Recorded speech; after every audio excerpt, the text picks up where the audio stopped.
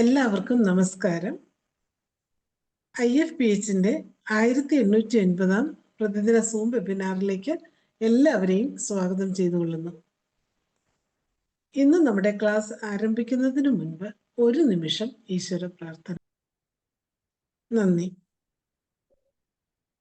ഇന്ന് നമുക്ക് അതിഥിയായി എത്തിയിരിക്കുന്നത് IFPHന്റെ സ്വന്തം doctor Shaji Varghese Kudiyal, vice president IFPH, developer of dynamic science, founder of Dynamic Scientific Approach, DSA, New Holistic Cancer Prevention, Treatment and Rehabilitation Methodology, founder, Universal Humanity Movement.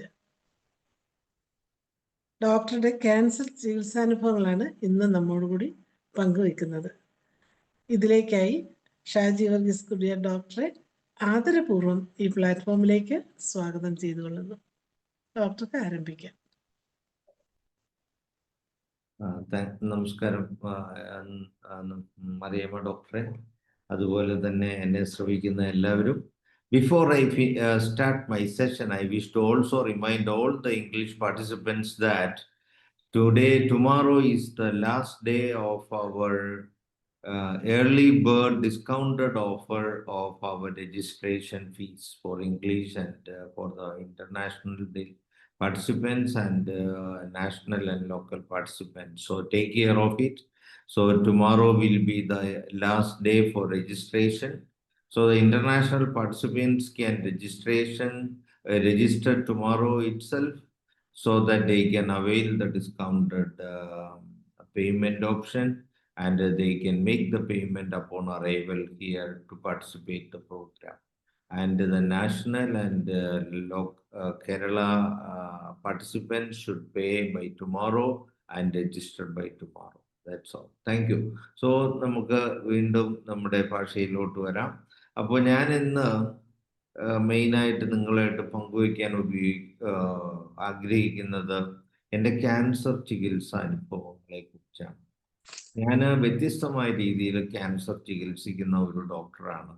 അപ്പൊ ഞാൻ ഈ IFPHന് തുടക്കം കുറിക്കാനായിട്ട് ഇതൊക്കെ ഇങ്ങനെ പലരുമായിട്ട് ഡിസ്കസ് ചെയ്ത് വന്നപ്പോൾ പലരും ഒരു കംപ്ലൈന്റ് പറഞ്ഞു, ഞാൻ ഇങ്ങനെയൊക്കെ വലിയ പ്രസ്ഥാനമൊക്കെ ഉണ്ടാക്കാൻ ഉദ്ദേശിക്കുന്നത് ഞാൻ ഇൻട്രൊഡ്യൂസ് ചെയ്യുന്ന ഡൈനാമിക് സയൻസ് പ്രചരിപ്പിക്കാൻ വേണ്ടിയാണ് എന്ന് പലരുമൊക്കെ എന്നെ കുറ്റപ്പെടുത്തി സംസാരിച്ചപ്പോൾ ഞാൻ അന്നൊരു തീരുമാനമെടുത്തു. ഞാൻ IFPHലൂടെ ഇതേതായാലും ഇതിൻ്റെ തുടക്കത്തിൽ എന്തായാലും എനിക്ക് വേണ്ടിയിട്ടല്ല, ഇത് ഹോമിയോപ്പതിയുടെ പ്രചരണത്തിന് വേണ്ടി തന്നെയായി തുടങ്ങിയതായതുകൊണ്ട് അതിന് മാത്രമേ ഫോക്കസ് ചെയ്യുള്ളൂ എന്നൊരു തീരുമാനമെടുത്തായിരുന്നു. അതിനുശേഷം 2-3 പ്രാവശ്യം ഞാൻ എൻ്റെ ഡൈനാമിക് സയൻസും അതുമായിട്ട് ബന്ധപ്പെട്ട കാര്യങ്ങളൊക്കെ ചില പ്രത്യേക സാഹചര്യങ്ങളിൽ ഇവിടെ അവതരിപ്പിച്ചിട്ടുണ്ട്. കാരണം അന്ന് വേറെ ആളില്ലാണ്ട് വരുമോ അങ്ങനെയൊക്കെ ചെയ്തപ്പോൾ അവതരിപ്പിച്ചിട്ടുണ്ട്. എന്നാലും കഴിയുന്നതും ഞാൻ ഇത് അവതരിപ്പിക്കുന്നതിൽ നിന്ന് ഒഴിഞ്ഞു മാറി നിൽക്കുകയാണ്. പക്ഷെ ഡൈനാമിക് സയൻസ് എന്ന പുതിയ ശാസ്ത്ര വീക്ഷണം കണ്ടുപിടിച്ചത്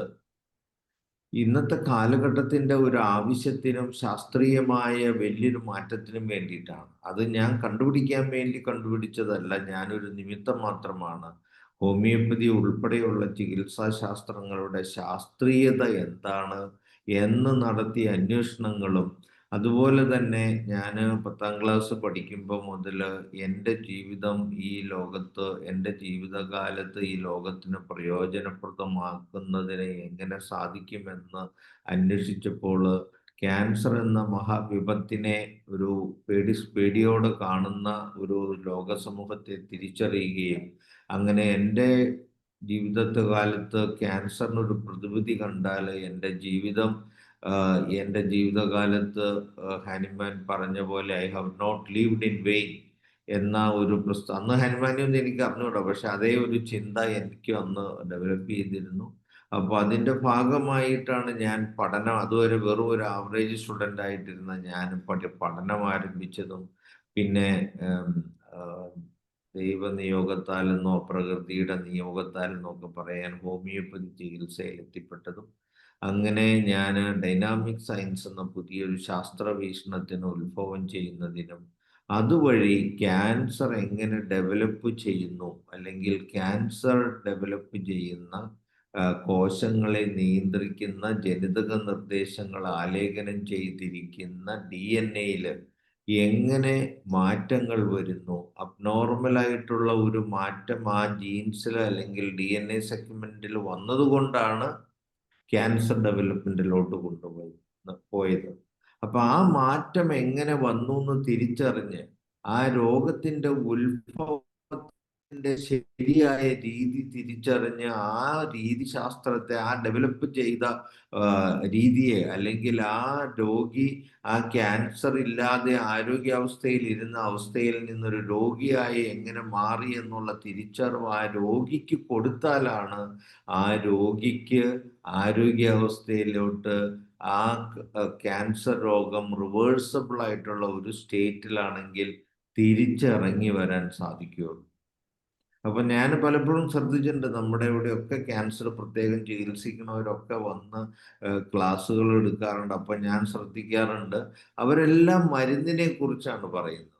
ഏത് മരുന്ന് ഇമ്പോർട്ടൻ്റ് ആണ്, അല്ലെന്നല്ലോ ഞാൻ പറയുന്നത്, മരുന്ന് ഇമ്പോർട്ടൻ്റ് തന്നെയാണ്. പക്ഷെ എൻ്റെ ക്യാൻസർ ചികിത്സയെ വ്യത്യസ്തമാക്കുന്നത്, ഞാൻ മരുന്ന് കൊടുക്കുന്നതോടൊപ്പം അതിനേക്കാൾ ഉപരിയായി ചെയ്യുന്ന ഏറ്റവും പ്രധാനപ്പെട്ട കാര്യം, ഈ ക്യാൻസർ എന്ന രോഗത്തിന്റെ പൂർണ്ണതയിൽ മനസ്സിലാക്കുകയും ആ രോഗം എങ്ങനെ വന്നു എന്ന രോഗിയെയും കുടുംബത്തെയും പറഞ്ഞ് മനസ്സിലാക്കുകയും ചെയ്യുക എന്ന ഏറ്റവും പ്രധാനപ്പെട്ട ഒരു ഒരു മാർഗമാണ്. ഞാനതിന് ജനറ്റിക് കൗൺസിലിംഗ് എന്നാണ് പേരിട്ടിരിക്കുന്നത്. അപ്പൊ എൻ്റെ അടുത്ത് വരുന്ന ഓരോ രോഗിക്കും ഞാൻ ഏറ്റവും ആദ്യം ചെയ്യുന്നത് ആ ഗ്രൂപ്പ് ജനറ്റിക് കൗൺസിലിംഗ് കൊടുക്കുക എന്നുള്ളതാണ്. അത് രോഗിക്കും രോഗിയെ സപ്പോർട്ട് ചെയ്യുന്ന സകുടുംബം അവരുടെ ഫ്രണ്ട്സിന് ഉൾപ്പെടെ കൊടുത്ത് എങ്ങനെ ഈ ക്യാൻസർ രോഗിയായി മാറി എന്നുള്ള ഒരു ശാസ്ത്രീയമായ എക്സ്പ്ലനേഷൻ പൂർണ്ണതയിൽ അവർക്ക് കൊടുക്കുക. അത് കേട്ട് കഴിയുമ്പോൾ തന്നെ ഒരു 99% രോഗികൾക്കും ആശ്വാസമാണ്.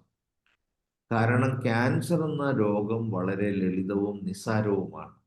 എന്തുകൊണ്ടാണ് ക്യാൻസർ ഇന്ന് വളരെ ഭീകര രോഗമായി ഇരിക്കുന്നത് എന്ന് ചോദിച്ചാൽ, നമ്മൾ റൈറ്റ് ഡിറക്ഷനിൽ 2 സ്റ്റെപ്പ് വെച്ചാൽ കാര്യങ്ങൾ തിരിച്ചറിഞ്ഞ് ബോധ്യപ്പെട്ട് റിവേഴ്സ് ചെയ്യാൻ പറ്റുന്ന രോഗത്തെ റോങ് ഡിറക്ഷനിൽ മൈലുകൾ സഞ്ചരിച്ച് ലക്ഷക്കണക്കിന് രൂപയും ചെലവാക്കി ഇല്ലാത്ത സൈഡ് എഫക്ട്സ് മുഴുവൻ കൊണ്ടുപോയി എത്തിച്ച് അവസാനം കൊലയ്ക്ക് കൊടുക്കുന്ന അവസ്ഥയിൽ എത്തിക്കുന്നത് റോങ് ഡിറക്ഷനിൽ, തെറ്റായ ശാസ്ത്ര വീക്ഷണത്തിൽ ആ രോഗത്തെ കാണാനും അതിൻ്റെ ഉത്ഭവം എങ്ങനെ വന്നു എന്ന് തിരിച്ചറിയാതെ ആ രോഗത്തിന്റെ ഭാഗമായിട്ടുള്ള ട്യൂമറിനെ അല്ലെങ്കിൽ ആ അബ്നോർമലി മൾട്ടിപ്ലൈ ചെയ്യുന്ന കോശങ്ങളെ നശിപ്പിക്കുക എന്ന ഏക ലക്ഷ്യത്തിൽ ഇന്നത്തെ ക്യാൻസർ ചികിത്സ ലക്ഷ്യം വയ്ക്കുന്നത് കൊണ്ടുമാണ്.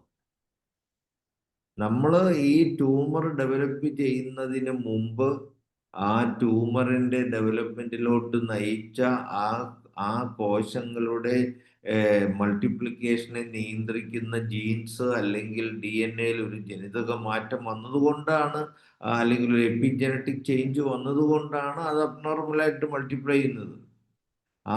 ആ മാറ്റം വന്നതുകൊണ്ട് നടക്കുന്ന ഈ കോശങ്ങളുടെ വിഭജനത്തെ നമ്മൾ, ആ വിഭജിച്ച കോശങ്ങളെ നമ്മൾ കരിച്ചു കളഞ്ഞാലും സർജറി ചെയ്ത് മാറ്റിയാലും, ആ മാറ്റം വന്നതിൻ്റെ കാരണങ്ങളെ കണ്ടെത്തി അതിനെ ഇല്ലാതാക്കിയാലല്ലേ വീണ്ടും അതിനെ റിവേഴ്സ് ചെയ്യുന്നതിനുള്ള ട്രീറ്റ്മെന്റ് ഡിസൈൻ ചെയ്യാനും രോഗിക്ക് പറഞ്ഞു കൊടുക്കാനും അങ്ങനെ റിവേഴ്സ് ചെയ്ത് വീണ്ടും ക്യാൻസർ വരുന്നത് തടയാനും നമുക്ക് സാധിക്കുകയുള്ളൂ. അതൊന്നും നടക്കുന്നില്ല. അതാണ് ക്യാൻസർ ചികിത്സയെ പേടിപ്പെടുത്തുന്ന രോഗമാക്കി മാറ്റുന്നതും ക്യാൻസർ ചികിത്സ കൊണ്ട് പ്രതിവിധി ഇല്ലാണ്ടിരിക്കുന്നതും. കാരണം ഇന്നത്തെ ശാസ്ത്രീയ പഠനങ്ങൾ കേവലം ഭൗതിക തലത്തിൽ അധിഷ്ഠിതമായ, മെറ്റീരിയൽ സയൻസിൽ അധിഷ്ഠിതമായ മനുഷ്യ ശരീരത്തിൽ മാത്രം നിജപ്പെടുത്തി വച്ചിരിക്കുന്നു. ഈ മനുഷ്യ ശരീരം ജീവനുള്ളതായി നിൽക്കുന്നതിൻ്റെ പിന്നില് മനസ്സ്, ജീവശക്തി തുടങ്ങിയ ഊർജതലത്തിലുള്ള ഘടകങ്ങളുണ്ട്. ആ ഘടകങ്ങൾക്ക് വലിയ പ്രാധാന്യമുണ്ട്. ആ പ്രാധാന്യം എങ്ങനെ എന്ന് മനസ്സിലാക്കി ഈ മനസ്സും ജീവശക്തിയും ശരീരവുമായിട്ട് അല്ലെങ്കിൽ ശരീരത്തിന്റെ പ്രവർത്തനങ്ങളെ നിയന്ത്രിക്കുന്ന DNA എങ്ങനെ ബന്ധപ്പെട്ടിരിക്കുന്നു, അത് തമ്മിലുള്ള കണക്ടിവിറ്റി എങ്ങനെയാണ് ശാസ്ത്രീയമായി സംഭവിക്കുന്നത് എന്ന് തിരിച്ചറിഞ്ഞാൽ മാത്രമേ ഈ റെഗുലേഷൻ, DNA ആര് നിയന്ത്രിക്കുന്നു, അത് എങ്ങനെയാണ് അബ്നോർമലായിട്ടും തിരിച്ച് നോർമലായിട്ട് നമുക്ക് മാറ്റാനും സാധിക്കുന്നത് എന്നുള്ള തിരിച്ചറിവ് നമുക്ക് കിട്ടുള്ളൂ. അപ്പൊ ഇന്നത്തെ ശാസ്ത്രത്തിന് അത് അറിയത്തില്ല. കാരണം അതിനെ നിയന്ത്രിക്കുന്ന എല്ലാ തലങ്ങളെയും ഉൾപ്പെടുത്തി കാര്യങ്ങളെ മനസ്സിലാക്കാൻ അവർ ശ്രമിക്കുന്നില്ല. അവിടെയാണ് ഇന്നത്തെ ശാസ്ത്രത്തിന്റെ പരാജയം, അല്ലെങ്കിൽ ഇൻകംപ്ലീറ്റ്നെസ്, അല്ലെങ്കിൽ ലിമിറ്റേഷൻ. അത് നമ്മൾ ബോധ്യപ്പെടുകയും ശാസ്ത്രലോകത്തെയും മനുഷ്യ സമൂഹത്തെയും ബോധ്യപ്പെടുത്താൻ നമ്മൾ ശ്രമിക്കുകയും ചെയ്യുമ്പോൾ നമുക്ക് ഒരു 51% ആളുകളെ ബോധ്യപ്പെടുത്താൻ പറ്റിയാൽ നമ്മൾ വിജയിച്ചു. അവിടെ തടസ്സം നിൽക്കുന്നത് ഇന്നത്തെ തെറ്റായ ശാസ്ത്രത്തിന്റെ പേരിൽ നിരീക്ഷണങ്ങളും പഠനങ്ങളും നടത്താൻ ബില്യൺസ് ഇൻവെസ്റ്റ് ചെയ്ത് ഒരു പ്രോഡക്റ്റ് കണ്ടെത്തി ആ പ്രോഡക്റ്റ് വിറ്റ് കാശാക്കാൻ പൈസ ഇൻവെസ്റ്റ് ചെയ്തിരിക്കുന്ന മൾട്ടിനാഷണൽ ഫാർമ കമ്പനികളുടെ ഓണേഴ്സാണ്. അവര് മനസാക്ഷി ഇല്ലാതെ, മനുഷ്യരുടെ നന്മയെ കാംക്ഷിക്കാതെ, ശരിയും തെറ്റും തിരിച്ചറിയാതെ ഇതാണ് ശാസ്ത്രമെന്ന് നമ്മളെ പഠിപ്പിക്കുകയും അത് തെറ്റോ ശരിയോ ഒന്നും മനസ്സിലാക്കാതെ അത് മാത്രമേ ശരിയുള്ളൂ എന്ന് നമ്മളെ പഠിപ്പിച്ച്, നമ്മുടെ കൂടെ തന്നെയുള്ള ചിലരൊക്കെ അത് പഠിച്ചു കഴിയുമ്പോൾ അവർക്ക് അതിൻ്റെ അപ്പുറം ചിന്തിക്കാനുള്ള ശേഷിയൊന്നുമില്ല. അപ്പൊ അത് മാത്രം, നമ്മൾ ആദ്യം എന്ത് നമ്മുടെ മനസ്സിലോട്ട് കയറ്റുന്നു അതാണ് നമ്മുടെ ശരി. അതിനപ്പുറം നമുക്ക് ചിന്തിക്കാൻ പലപ്പോഴും സാധിക്കാറില്ല എന്നുള്ളതാണ്. ആ ബലഹീനതയെ അവർ ചൂഷണം ചെയ്യുക. നമ്മളത് തിരിച്ചറിയുന്നില്ല. കാരണം നമുക്കൊന്നും അറിയാത്തവരാണ്. ഈ ലോകത്തുള്ള 99.999% പേരും വെറും സാധാരണക്കാരും, ഒന്നും അറിയത്തില്ല. നമ്മളാണ്, ഡോക്ടർമാരാണ് എല്ലാം അറിയാവുന്നവർ, അല്ലെങ്കിൽ അവരെക്കാളൊക്കെ ബഹുദൂരം അറിയാവുന്ന ധരിക്കുന്നത്. ഈ ഡോക്ടർമാർക്കും അറിയത്തില്ല. അവർ പഠിച്ചതല്ലേ അവർക്ക് പറഞ്ഞു കൊടുക്കാൻ പറ്റുള്ളൂ. അവരെ ആരും ഇത് പഠിപ്പിക്കുന്നില്ല. പഠിപ്പിക്കാനായിട്ട് ഈ ബഹിരാഷ്ട്ര കുത്തകകൾ സമ്മതിക്കുന്നില്ല. ഇപ്പൊ എന്നെ പോലെയുള്ളവർ ഇത് വന്ന് ലോകത്തോട് പറയാൻ ശ്രമിച്ചാൽ ഒരുപക്ഷെ എന്നെ വളരെ പ്രൂഡന്റ് ആയിട്ട് ഞാൻ ചെയ്തില്ലെങ്കിൽ എൻ്റെ എക്സിസ്റ്റൻസ് തന്നെ ഡേഞ്ചറിലാവുന്ന അവസ്ഥയാണ്. കാരണം ഇവർക്ക് ശരിയും തെറ്റൊന്നും അല്ല ആവശ്യം. ഇവർക്ക് ഇവരുടെ ബിസിനസ് ഇൻട്രസ്റ്റ് മാത്രമേ ആവശ്യമുള്ളൂ. ഞാനത് തിരിച്ചറിഞ്ഞതുകൊണ്ട് വളരെ പ്രൂഡന്റ് ആയിട്ട് നമ്മൾ ചെയ്തില്ലെങ്കിൽ നമ്മൾക്ക് പിന്നെ എല്ലാം ഒരു കാലഘട്ടത്തിന്റെ ഒരു ഒരു ഒരു ഇതോടെ ഉണ്ട്. ദൈവത്തിന്റെ അനുഗ്രഹം എല്ലാം അതിൻ്റെ അകത്ത് ബാധകമാണ്. അപ്പൊ എല്ലാത്തിനും ഒരു സമയമുണ്ട്. ആ സമയം വരുമ്പോൾ അത് എല്ലാം കൃത്യമായിട്ട് നടക്കും. ഞാൻ അതിൽ വിശ്വസിക്കുന്ന ആളാണ്. നമ്മൾ മനുഷ്യന്റെ നന്മയെ കാംക്ഷിച്ച് ഞാൻ നന്മയ്ക്ക് വേണ്ടിയിട്ട് ആത്മാർത്ഥമായിട്ടുള്ള ശ്രമങ്ങൾ നടത്തിക്കൊണ്ടിരിക്കുകയാണ്. ഞാൻ അതിൽ വിശ്വസിച്ച് അതിനുവേണ്ടി എൻ്റെ കഴിവിൻ്റെ പരമാവധി ഈ ഒരു കാര്യം ലോക ജനതയെ അറിയിച്ച് അവയർനെസ് കൊടുത്ത് ആ ശാസ്ത്രമാറ്റത്തിന്, ഡൈനാമിക് സയൻസ് എന്ന പുതിയ ശാസ്ത്ര വീക്ഷണത്തെ ലോകത്ത് അവതരിപ്പിക്കുന്നതിനും ശാസ്ത്രജ്ഞരെ ഇടയിൽ പറഞ്ഞ് മനസ്സിലാക്കുന്നതിനും അങ്ങനെ ഒരു ടീമിനെ ഡെവലപ്പ് ചെയ്യുന്നതിനൊക്കെ സാധിച്ചിട്ടുണ്ട്. ഒത്തിരി ശരിയായ ശാസ്ത്രജ്ഞർ, അതായത് സത്യം അന്വേഷിക്കുന്നവർ, കുറെ ശാസ്ത്രജ്ഞന്മാരെന്നൊക്കെ നമ്മൾ പറയുന്നവർ, നോബൽ പ്രൈസ് കിട്ടിയവരുൾപ്പെടെ അവരൊക്കെ മൾട്ടിനാഷണൽ ഫാർമ ഇൻഡസ്ട്രിയുടെയും കോർപ്പറേറ്റ്സിൻ്റെ ഒക്കെ എംപ്ലോയീസാണ്.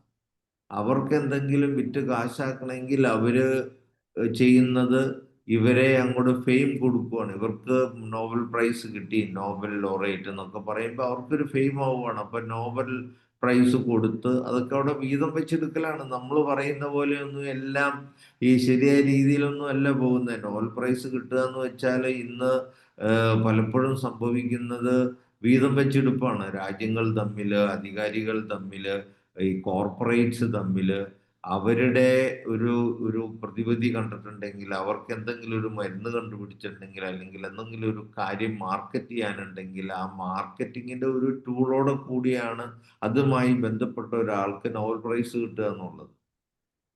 ഇതൊക്കെ സ്ട്രാറ്റജീസ് ആണ്. അപ്പോ ഐ ഡോണ്ട് നോ, ഞാനിപ്പോ ഇത് പറഞ്ഞാൽ തന്നെ ഞാൻ പറയുന്നത് എത്രമാത്രം നിങ്ങൾക്ക് മനസ്സിലാക്കാൻ പറ്റുമെന്ന് അറിയത്തില്ല. ആദ്യകാലത്തൊക്കെ കോവിഡ് വന്നപ്പോൾ കോവിഡ് വാക്സിന് അപകടമുണ്ടെന്ന് പറഞ്ഞപ്പോൾ ഒത്തിരി പേരുടെ ചീത്തവിളി കേട്ട ആളാണ് ഞാൻ. ഇപ്പൊ എല്ലാവർക്കും അത് മനസ്സിലായിക്കൊണ്ടിരിക്കുന്നു. അപ്പൊ അതുപോലെ തന്നെയുള്ള കാര്യങ്ങളാണ്. അപ്പൊ ഇന്നത്തെ ലോകം ഒരു കബളിക്കലിലൂടെ മനുഷ്യനെ ഡിസീവ് ചെയ്ത് ചതിച്ച് പറ്റിച്ച് കാര്യങ്ങൾ കണ്ടുകൊണ്ട് പോകുന്ന ഒരു ലോകമാണ്. ഉദാഹരണത്തിന് വേറൊരു സിമ്പിൾ എക്സാമ്പിൾ ഉണ്ട്. ഇപ്പൊ ഇന്ന് നമ്മൾ കാർബൺ എമിഷൻ കൊണ്ടാണ് ഇവിടെ ചൂട് കൂടുന്നു എന്നൊക്കെ പറഞ്ഞ് വലിയ പ്രചരണം നടത്ത് കാറിന്റെ നമ്മുടെ ടെക്നോളജി ട്രാൻസ്ഫറിന് വലിയ പ്രചരണം നടത്തുന്നുണ്ട്. അതായത് പെട്രോ കെമിക്കൽ ഉപയോഗിച്ചുള്ള ഇൻഡസ്ട്രിയിൽ നിന്ന് ഇലക്ട്രിക് വാഹനങ്ങളുടെ ഇൻഡസ്ട്രിയിലോട്ട് മാറ്റാൻ വലിയ പ്രചരണം നടക്കുന്നുണ്ട്. സത്യം പറഞ്ഞാൽ കാർബൺ എമിഷൻ ഒന്നും അല്ല ചൂട് കൂടുന്നതിന്റെ കാരണം. അതൊരു അസ്ട്രോണോമിക്കൽ ഫാക്ടറാണ്. നമ്മൾ പലപ്പോഴും ഇപ്പൊ യൂട്യൂബിലൊക്കെ കണ്ടിട്ടുണ്ട് പരേഡ് ഓഫ് പ്ലാനറ്റ്സ് എന്നും പറഞ്ഞ് ഈ സൗരയുധത്തിലെ ഒട്ടുമിക്ക പ്ലാനറ്റ്സും ഒരു സമയത്ത് ഈ സൂര്യന്റെ ഒരു വശത്ത് മാത്രമായിട്ട് ഫോക്കസ് ചെയ്ത് നിൽക്കുന്നത് കാണാം. അതിന് പരേഡ് ഓഫ് പ്ലാനറ്റ്സ് എന്നൊക്കെ പറഞ്ഞ് നമ്മൾ യൂട്യൂബിലൊക്കെ വീഡിയോസ് ഒക്കെ ഉണ്ടായിരുന്നു. പക്ഷെ അത് ഈ ചൂട് കൂടുന്നതുമായിട്ട് ആരും കണക്ട് ചെയ്ത് സംസാരിച്ചിട്ടില്ല. അപ്പോ അതിൻ്റെ അകത്തുള്ള ശാസ്ത്രം എന്താണെന്ന് വെച്ചിട്ടുണ്ടെങ്കിൽ ഈ പ്ലാനറ്റ്സ്, പ്രത്യേകിച്ച് ഏറ്റവും വലിയ പ്ലാനറ്റ്സ് ആയ ജൂപ്പിറ്റർ ആൻഡ് സാറ്റേൺ, ഈ സൂര്യന്റെ ഒരു വശത്ത് വരുമ്പോൾ അതിന്റെ gravitational pull towards sun and each other will become maximise. അതോടൊപ്പം മറ്റു പ്ലാനറ്റ്സും കൂടെ ഒക്കെ വരുമ്പോൾ എന്താവും, ആ പുള്ള് അതിന്റെ മാക്സിമൈസ് ചെയ്യും. അത് 400 വർഷമോ 1600 വർഷമോ എന്തോ കൂടുമ്പോൾ മാത്രം നടക്കുന്ന ഒരു പ്രതിഭാസമാണ്, എപ്പോഴും നടക്കുന്നതല്ല അത്. അപ്പൊ എന്ത് പറ്റും, ഈ ഭൂമി കുറച്ചുകൂടെ സൂര്യന് അടുത്ത് നിൽക്കുന്നതും പ്രത്യേകിച്ച് കൂടുതൽ സ്പീഡിൽ സൂര്യന് ചുറ്റും വലയം വെക്കുന്നതുമാണ്. അപ്പൊ ആ ഒരു പ്രത്യേക കാലഘട്ടത്ത് ഈ ഒരു പരേഡ് ഓഫ് ഈ പ്ലാനറ്റ്സിന്റെ ആ ഒരു വശത്തോട്ട് ഭൂമി കടന്നു പോകുന്ന സമയത്ത് ചൂട് കൂടുതലും, ആ സൂര്യൻ അഭിമുഖമായിട്ട് ഇരിക്കുന്ന വശം ചൂട് കൂടുതലും, മറിച്ച് അപ്പുറ സൈഡിൽ ചെല്ലുമ്പോൾ ചൂട് കുറഞ്ഞു ഇരിക്കും. അപ്പൊ ഈ ഒരു കാലാവസ്ഥ പ്രകൃതിദത്തമായിട്ട് വരുന്ന ആ സംഗതിയെ കാർബൺ എമിഷൻ കൊണ്ടാണെന്നൊക്കെ പറഞ്ഞ് ലോകത്ത് വലിയ പ്രചരണം നടത്തി, തെറ്റായ പ്രചരണങ്ങൾ നടത്തി ടെക്നോളജി ട്രാൻസ്ഫറിന് ശ്രമിക്കുകയാണ്. ആ ടെക്നോളജി ട്രാൻസ്ഫറിന് മൾട്ടി ഡൈമെൻഷണൽ റീസൺസ് ഉണ്ട്. എല്ലാ കാര്യങ്ങളും നമുക്ക് തന്നെ അറിഞ്ഞുകൂടാ.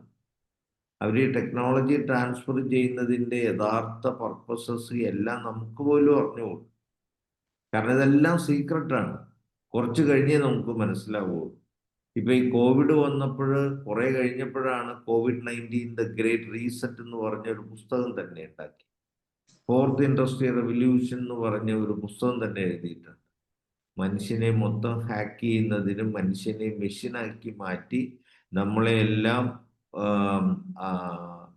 ഇന്റർനെറ്റുമായിട്ട് കണക്ട് ചെയ്ത് നമ്മുടെ ഈ നാനോ പാർട്ടിക്കിൾസ് വഴി ഒരു നാനോ മെഷീൻ നമ്മുടെ ബോഡിയിൽ കൺസ്ട്രക്ട് ചെയ്ത് അത് 5Gയും 6Gയും വഴി സൂപ്പർ കമ്പ്യൂട്ടേഴ്സുമായിട്ട് കണക്ട് ചെയ്ത് ആർട്ടിഫിഷ്യൽ ഇന്റലിജൻസ് ഉപയോഗിച്ച് ലോകത്തുള്ള മൊത്തം മനുഷ്യരെ നിയന്ത്രിക്കാൻ ചില കോർപ്പറേറ്റ് ശക്തികൾ ശ്രമിക്കുന്നുണ്ടെന്നുള്ളത് പറഞ്ഞാൽ ഇന്നും എത്ര പേർക്ക് വിശ്വസിക്കാൻ പറ്റുമെന്ന് എനിക്ക് ധരിക്കാൻ പറ്റത്തില്ല. പക്ഷെ അത് വിജയിക്കുകയോ വിജയിക്കില്ലേ എന്നുള്ളത് കാലം തീരുമാനിക്കേണ്ട സംഗതിയാണ്. കാരണം ഇന്ന് ഒത്തിരി പേര് ഇതേക്കുറിച്ച് അവെയറായി കഴിഞ്ഞു.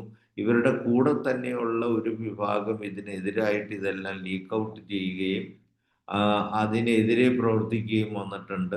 അപ്പോ എല്ലാം ഒന്നും വിജയിക്കാൻ പോകുന്നില്ല. പക്ഷെ അങ്ങനെ ഒരു ഡിസൈൻ, അങ്ങനെ ഒരു പ്ലാനിങ് അവർ നടത്തി അത് ഇംപ്ലിമെന്റ് ചെയ്യാനായിട്ട് അത് ലീക്ക് ഔട്ട് ചെയ്തപ്പോൾ കുറച്ചുകൂടെ സ്പീഡപ്പ് ചെയ്ത് 2030 അവരത് ഇംപ്ലിമെന്റ് ചെയ്യാൻ സ്പീഡപ്പ് ചെയ്തു.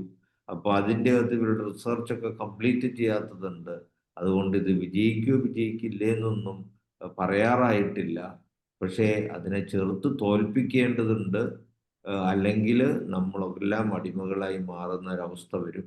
അതിലാണ് വാക്സിനേഷനൊക്കെ ഇൻട്രൊഡ്യൂസ് ചെയ്തത്. പക്ഷെ ഇന്ന് വാക്സിൻ എടുക്കാത്തവരെ കൂടി അതിന് അടിമപ്പെടുത്താൻ വേണ്ടിയിട്ട് അവര് ഫോർട്ടിഫൈഡ് ഫുഡ് എന്നും പറഞ്ഞ് മനുഷ്യർ കഴിക്കുന്ന എല്ലാം ഫോർട്ടിഫൈഡ് ചെയ്ത് തരുവാണ്. അതിൻ്റെ ഇപ്പം അരിയൊക്കെ ആണെങ്കിൽ അരിയൊക്കെ പൊടിച്ച് ഈ ഈ അതിൻ്റെ അകത്തും ഞാൻ മനസ്സിലാക്കിയെടുത്തോളം ഇതുപോലെയുള്ള ഈ നാനോ പാർട്ടിക്കിൾസ്, പലതരത്തിലുള്ള നാനോ പാർട്ടിക്കിൾസ് ഉണ്ട്. ആദ്യമൊക്കെ ഗ്രാഫീൻ ഓക്സൈഡ് ആയിരുന്നു വാക്സിൻ വഴി കൊടുക്കാൻ ശ്രമിച്ചത്. പക്ഷെ അതിനൊരു മാഗ്നറ്റിക് പ്രോപ്പർട്ടി ഉണ്ട്. അതിനേക്കാളൊക്കെ മാഗ്നറ്റിക് പ്രോപ്പർട്ടി കുറഞ്ഞ ലിപ്പിഡ് നാനോ പാർട്ടിക്കിൾസ് ഒക്കെ സഹിതമാണ്. ഇപ്പം അത് പല റിസർച്ച് അവർ നടത്തി പല പാർട്ടിക്കിൾസ് കണ്ടുപിടിച്ചിട്ടുണ്ട്. അത് നമുക്ക് അറിഞ്ഞുകൂടാത്ത കാര്യങ്ങളാണ്. കുറെ കഴിഞ്ഞ് ഇനി നമുക്ക് അതൊക്കെ മനസ്സിലാവുള്ളൂ.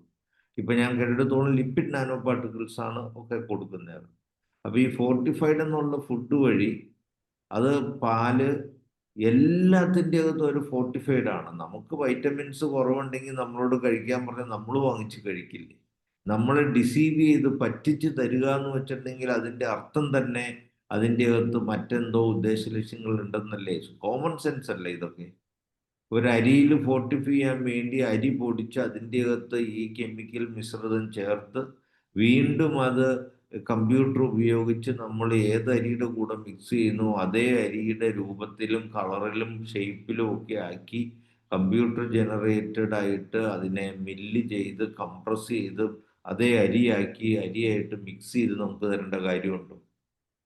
അപ്പം അങ്ങനെയൊക്കെ ചെയ്യുന്നു വെച്ചിട്ടുണ്ടെങ്കിൽ അതിൻ്റെ അർത്ഥം അതിൻ്റെ അകത്ത് വൻ ചതിയുണ്ടെന്നുള്ളത്. അപ്പം നമ്മൾക്ക് സ്വന്തമായിട്ട് അഗ്രികൾച്ചർ പ്രോഡക്റ്റ് ഒക്കെ ഉണ്ടാക്കി നമ്മൾ സ്വന്തമായിട്ട് ഭക്ഷണ സാധനങ്ങൾ ഉൽപ്പാദിപ്പിച്ച് ജീവിച്ചാൽ മാത്രമേ നമുക്കിനി ജീവിക്കാൻ പറ്റൂ എന്നുള്ള അവസ്ഥയിലോട്ടാണ് കാര്യം പോകുന്നത്. നമ്മളത് തിരിച്ചറിയുക. അതുപോലെ തന്നെ ആർട്ടിഫിഷ്യലായിട്ട് ഭക്ഷ്യക്ഷാമം ഉണ്ടാക്കുക. അപ്പോൾ അത് എന്താണ് ഇപ്പോൾ മനുഷ്യന് ഭക്ഷിക്കുന്ന മൃഗങ്ങളെ ഉൾപ്പെടെ വളർത്താൻ അനുവദിക്കാതിരിക്കുക. ഇപ്പോൾ ആലപ്പുഴ ഭാഗത്തൊക്കെ താറാവിനെ വളർത്താതിരിക്കുക. എന്തുകൊണ്ടാണ്? വൈറൽ രോഗം വരുമെന്നും പറഞ്ഞു.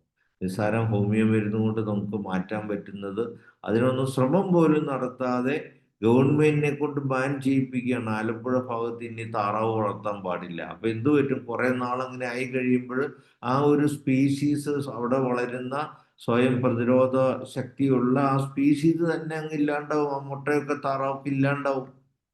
പിന്നെ ആ സ്പീഷീസ് ഇല്ലാണ്ടായി പോകും. പിന്നെ ഇവര് തരുന്ന മുട്ടയും ഇവര് തരുന്നത് മാത്രം കഴിക്കാൻ നിർബന്ധിതരായിത്തീരും. അപ്പൊ ഇതൊക്കെ നമ്മൾ അറിയുന്നില്ല, ഇതിന്റെ സ്ട്രാറ്റജൈസിങ്, ഇതിന്റെ പ്ലാനിങ് ഒക്കെ. അപ്പൊ ഞാൻ ഇച്ചിരിയൊക്കെ വ്യതിചലിച്ച് നമ്മുടെ സബ്ജക്റ്റിൽ നിന്ന് പോയി. കാരണം ഇത് എനിക്ക് നിങ്ങളുമായിട്ട് സംവാദിക്കാൻ കിട്ടുന്ന ഒരു അവസരമായതുകൊണ്ട് ഇതൊക്കെ ഇങ്ങനെ പറഞ്ഞു പോയിന്നേ ഉള്ളൂ. അപ്പൊ ക്യാൻസറിലോട്ട് മടങ്ങി വന്നാൽ ഇന്ന് ഈ ക്യാൻസർ കൂടുന്നതിന്റെ കാരണം ഞാൻ ഈ ഡൈനാമിക് സയൻസ് ഒക്കെ ആയിട്ട് ബന്ധപ്പെട്ട് പറഞ്ഞപ്പോൾ ഡൈനാമിക് സയൻസ് മെയിനായിട്ട് പറയുന്നത് മനസ്സ്, ജീവശക്തി, നമ്മുടെ DNA തമ്മിലുള്ള കണക്ടിവിറ്റിയാണ്. അപ്പം അതിലൂടെ ഞാൻ മനസ്സിലാക്കിയ ഏറ്റവും പ്രധാനപ്പെട്ട ഒരു ശാസ്ത്രീയ സത്യം എന്ന് പറഞ്ഞാൽ നമ്മുടെ DNA ഏറ്റവും പ്രധാനമായിട്ട് നിയന്ത്രിക്കുന്നത് നമ്മുടെ മനസ്സിലെ ചിന്തകളാണ്. നമ്മുടെ കൺസെപ്റ്റ് ആൻഡ് ആറ്റിറ്റ്യൂഡാണ് നമ്മുടെ ചിന്തകൾ എങ്ങനെ വേണമെന്ന് തീരുമാനിക്കുന്നത്. അപ്പൊ ഇന്നത്തെ ലോകത്ത് ഈ മനുഷ്യനെ നിയന്ത്രിക്കാൻ ആഗ്രഹിക്കുന്ന ശക്തികൾ ചെയ്യുന്ന എന്താണെന്ന് വെച്ചാൽ നമ്മുടെ കൺസെപ്റ്റ് ആൻഡ് ആറ്റിറ്റ്യൂഡിനെ കറപ്റ്റ് ചെയ്യുക എന്നുള്ളതാണ്. അൺനാച്ചുറലായിട്ട് അൺഹെൽത്തി ആയിട്ടുള്ള ഫിലോസഫീസും കൺസെപ്റ്റ് ആൻഡ് ആറ്റിറ്റ്യൂഡും എഡ്യൂക്കേഷൻ സിസ്റ്റം വഴിയും മീഡിയ വഴിയും നമ്മുടെ മനസ്സിലേക്ക് എത്തിക്കുക. അത് നമുക്ക് പ്ലീസിങ് ആയിട്ടുള്ള, നമുക്ക് പോസിറ്റീവ് എന്ന് തോന്നുന്ന രീതിയിൽ നമ്മുടെ മനസ്സിലോട്ട് എത്തിച്ച് നമ്മുടെ നോർമൽ ആയിട്ടുള്ള, നാച്ചുറൽ ആയിട്ടുള്ള, ഹെൽത്തി ആയിട്ടുള്ള, ട്രഡീഷണൽ ആയിട്ടുള്ള വാല്യൂസിനെ നമ്മളിൽ നിന്ന് ഇല്ലാതാക്കി നമ്മളുടെ മനസ്സിനെ കറപ്റ്റ് ചെയ്യിപ്പിക്കുക. അത് ഓൾറെഡി സംഭവിച്ചു കഴിഞ്ഞു. ഇനി അത് മാറ്റിയെടുക്കുക എന്നുള്ളത് എളുപ്പമുള്ള കാര്യമല്ല. അവിടെയാണ് നമ്മുടെ destruction. We are leading to a self destruction. ഞാനതിനെ വളരെ സങ്കടത്തോടെ കാണുകയാണ്. പക്ഷെ നമുക്കൊന്നും ചെയ്യാൻ പറ്റത്തില്ല. നമ്മളിങ്ങനെ ഇത് മനസ്സിലാക്കി കഴിഞ്ഞപ്പോൾ എനിക്ക് ഒത്തിരി കാര്യങ്ങൾ ചെയ്യണമെന്നുണ്ട്. പക്ഷെ ഞാൻ ഇതിപ്പോ ഈ ഞാൻ പറയുന്നത് നിങ്ങൾക്ക് എന്തുമാത്രം വിശ്വാസ്യതയാകുമെന്ന് വരെ എനിക്ക് മനസ്സിലാക്കാൻ പറ്റുന്നില്ല. ഇപ്പൊ നമ്മളെല്ലാം, ഇപ്പൊ എന്നെ ഈ ശ്രമിക്കുന്നവരെല്ലാം നമ്മൾ ഏകദേശം ഒരു ജനറേഷൻ ഉള്ളവരായിരിക്കും. നമ്മുടെ എല്ലാം ചെറുപ്പകാലത്ത് നമ്മുടെ നാട്ടിൽ എത്ര ക്യാൻസർ ഉണ്ടായിരുന്നു നമുക്ക് തന്നെ മനസ്സിലാവും. പക്ഷെ ഇന്ന് എന്തുമാത്രം ക്യാൻസർ കൂടി, എന്താണ് വ്യത്യാസം വന്നത്? നമ്മൾ അന്നും ഇന്നും ഏകദേശം ഒരേ രീതിയിൽ തന്നെയല്ലേ ഭക്ഷണം ഏകദേശമൊക്കെ കഴിക്കുന്നത്. ഭക്ഷണത്തിൽ ചില മാറ്റങ്ങളൊക്കെ വന്നിട്ടുണ്ട്. ഇതുമാതിരി ഇമ്പ്യൂരിറ്റീസ് ഒക്കെ ഉള്ള ഭക്ഷണങ്ങൾ നമ്മൾ കൂടുതൽ കഴിക്കുന്നുണ്ടെന്നുള്ള സത്യമാണ്. പക്ഷേ പ്രധാനപ്പെട്ട ചില മാറ്റങ്ങൾ നമ്മളിൽ വന്നത് കറപ്ഷൻ ഓഫ് അവർ മൈൻഡ്. അത് നമ്മൾ ശ്രദ്ധിക്കുന്നില്ല. കാരണം വളരെ പോസിറ്റീവായിട്ടാണ് നമ്മളിലോട്ട് അത് പറഞ്ഞ് പഠിപ്പിക്കുകയും നമ്മളത് വിശ്വസിപ്പിക്കുകയും ചെയ്തിരിക്കുന്നത്. അതിൻ്റെ ചില സത്യങ്ങളും ഉണ്ട്. അപ്പോൾ നമുക്ക് ലോകത്ത് ഒരിക്കലും പെർഫെക്ഷൻ കിട്ടത്തില്ല. നമുക്കൊരു ഒരു ഒരു ഒരു ഒരു അപ്പ് ആൻഡ് ഡൗൺ ആണ്. നമ്മുടെ എല്ലാം അപ്പ് ആൻഡ് ഡൗൺ ആണ്. ഓരോ കാലഘട്ടത്തിലും ഓരോ തിന്മകളുണ്ട്, ഓരോ അധാർമികതയുണ്ട്, ഓരോ തെറ്റുകളുണ്ട്. നമ്മൾ ജീവിക്കുന്ന കാലഘട്ടത്തിൽ നമ്മളത് അത് കണ്ടുപിടിച്ച് നമ്മുടെ ജീവിക്കുന്ന കാലഘട്ടത്തിലെ തെറ്റുകളെ തിരുത്തുക എന്നുള്ളതാണ് നമ്മുടെ ധാർമ്മികത, നമ്മുടെ ധർമ്മം. അങ്ങനെയാണ് ഓരോ കാലഘട്ടത്തിലും ഓരോ മഹാന്മാരൊക്കെ ഉദയം ചെയ്യുന്നത്. അപ്പൊ അങ്ങനെ ഒരു കാര്യം കറക്റ്റ് ചെയ്ത് അടുത്ത കാലത്തിലോട്ട് മാറുമ്പോൾ അടുത്ത ഒരു മിസ്റ്റേക്കാണ് ആ കാലഘട്ടത്തിലായിട്ട് വരുന്നത്. അപ്പൊ അതിനെ കറക്റ്റ് ചെയ്യുക എന്നുള്ളതാണ് ആ കാലഘട്ടത്തിൽ ജീവിക്കുന്നവരുടെ ധർമ്മം. അതിങ്ങനെ ഒരു സൈക്കിൾ ഓഫ് ഈവൻസ് ആണ്. അതിങ്ങനെ ഓരോ കാലഘട്ടം അനുസരിച്ച് മാറി മാറി വന്നുകൊണ്ടിരിക്കും. അപ്പൊ നമ്മുടെ കാലഘട്ടത്തിൽ ഇന്ന് നടക്കുന്നത് ആ ഒരു ഒരു ഒരു കറപ്ഷനാണ്. കറപ്ഷൻ ഓഫ് മൈൻഡ് ഞാൻ പ്രത്യേകം പറയുന്നു. Not only mind, everything. Corruption of mind, corruption of food, corruption of environment. They are corrupting everything to destroy everything because they are, for me, they are a kind of mentally sick people എന്ന് ഞാൻ പറയേണ്ടി വരും. കാരണം ഇപ്പോ നമ്മൾ psychology ഒക്കെ പഠിക്കുമ്പോൾ ഞാൻ പലപ്പോഴും ശ്രദ്ധിച്ചിരിക്കുന്ന ഒരു കാര്യം, എല്ലാ സൈക്കോളജി ബുക്കിലും അബ്നോർമാലിറ്റീസ് എല്ലാം ഡിഫൈൻ ചെയ്തിട്ടുണ്ട്. Every abnormality is defined. But I never saw any psychology book is defining what is normal, healthy mind. നമ്മൾ ഈ സൈക്കോളജി എന്തിനാ പഠിക്കുന്നത്? ഈ അബ്നോർമാലിറ്റി എല്ലാം കണ്ടുപിടിച്ചിട്ട് അത് നോർമലായിട്ടുള്ള ലെവലിലോട്ട് മാറ്റാൻ ഗൈഡൻസ് കൊടുക്കുന്നതിനും നിർദ്ദേശം കൊടുക്കുന്നതിനും ഒക്കെയാണ്. പക്ഷെ നോർമലായിട്ടുള്ളത് എന്താണെന്ന് പഠിക്കാതെ നമ്മൾ അബ്നോർമൽ മാത്രം പഠിച്ചാൽ നമുക്ക് എങ്ങനെ കറക്റ്റ് ഗൈഡൻസ് കൊടുക്കാൻ പറ്റും? ഒരു സൈക്കോളജിസ്റ്റിന് ആ സൈക്കോളജി പഠിച്ചതുകൊണ്ട് എന്ത് മനുഷ്യന് ഗുണം ചെയ്യാൻ പറ്റും? അവരാകപ്പാട് ചെയ്യുന്നത് ഈ അബ്നോർമാലിറ്റി എല്ലാം ഡയഗ്നോസ് ചെയ്യുകയും അവർക്ക് എന്തെങ്കിലും അവരുടേതായ കോമൺ സെൻസ് കൊണ്ട് ചെയ്യാമെങ്കിൽ ചെയ്തിട്ട് ബാക്കി സൈക്യാട്രിസ്റ്റിനെ റെഫർ ചെയ്യുകയും ചെയ്യാണ്. ഇപ്പോൾ ഡെവലപ്ഡ് ആയിട്ടുള്ള കൺട്രീസിലൊക്കെ സൈക്കോളജിസ്റ്റിനെ മെയിനായിട്ട് സൈക്യാട്രിസ്റ്റിന് പേഷ്യൻസിനെ റെഫർ ചെയ്യാൻ വേണ്ടിയുള്ള ടൂൾസ് ആയിട്ടാണ് ഉപയോഗിക്കുന്നത്. They are mean to refer mentally abnormally diagnosed patients to psychiatrists to sell their medicine. ഒരു സ്ട്രാറ്റജിയാണ്, ഒരു ഫണലിംഗ് ടാക്ടിക്സ് ആണ്. അപ്പൊ ഇതുമാതിരിയുള്ള കാര്യങ്ങൾ ഒത്തിരി നടക്കുന്നുണ്ട്. അപ്പൊ നമ്മളിത് തിരിച്ചറിയേണ്ടിയിരിക്കും. അപ്പോൾ ആ തിരിച്ചറിവ് വലിയ പ്രധാനമാണ്. അപ്പൊ ആ തിരിച്ചറിവില്ലാത്തത് കൊണ്ട് lot of unhealthy situations exist. It will automatically generate. അതിൻ്റെ ബൈ പ്രോഡക്റ്റ് ആണ് നമ്മുടെ ഈ കാലഘട്ടത്തിൽ നടക്കുന്ന ഒത്തിരി രോഗങ്ങൾ.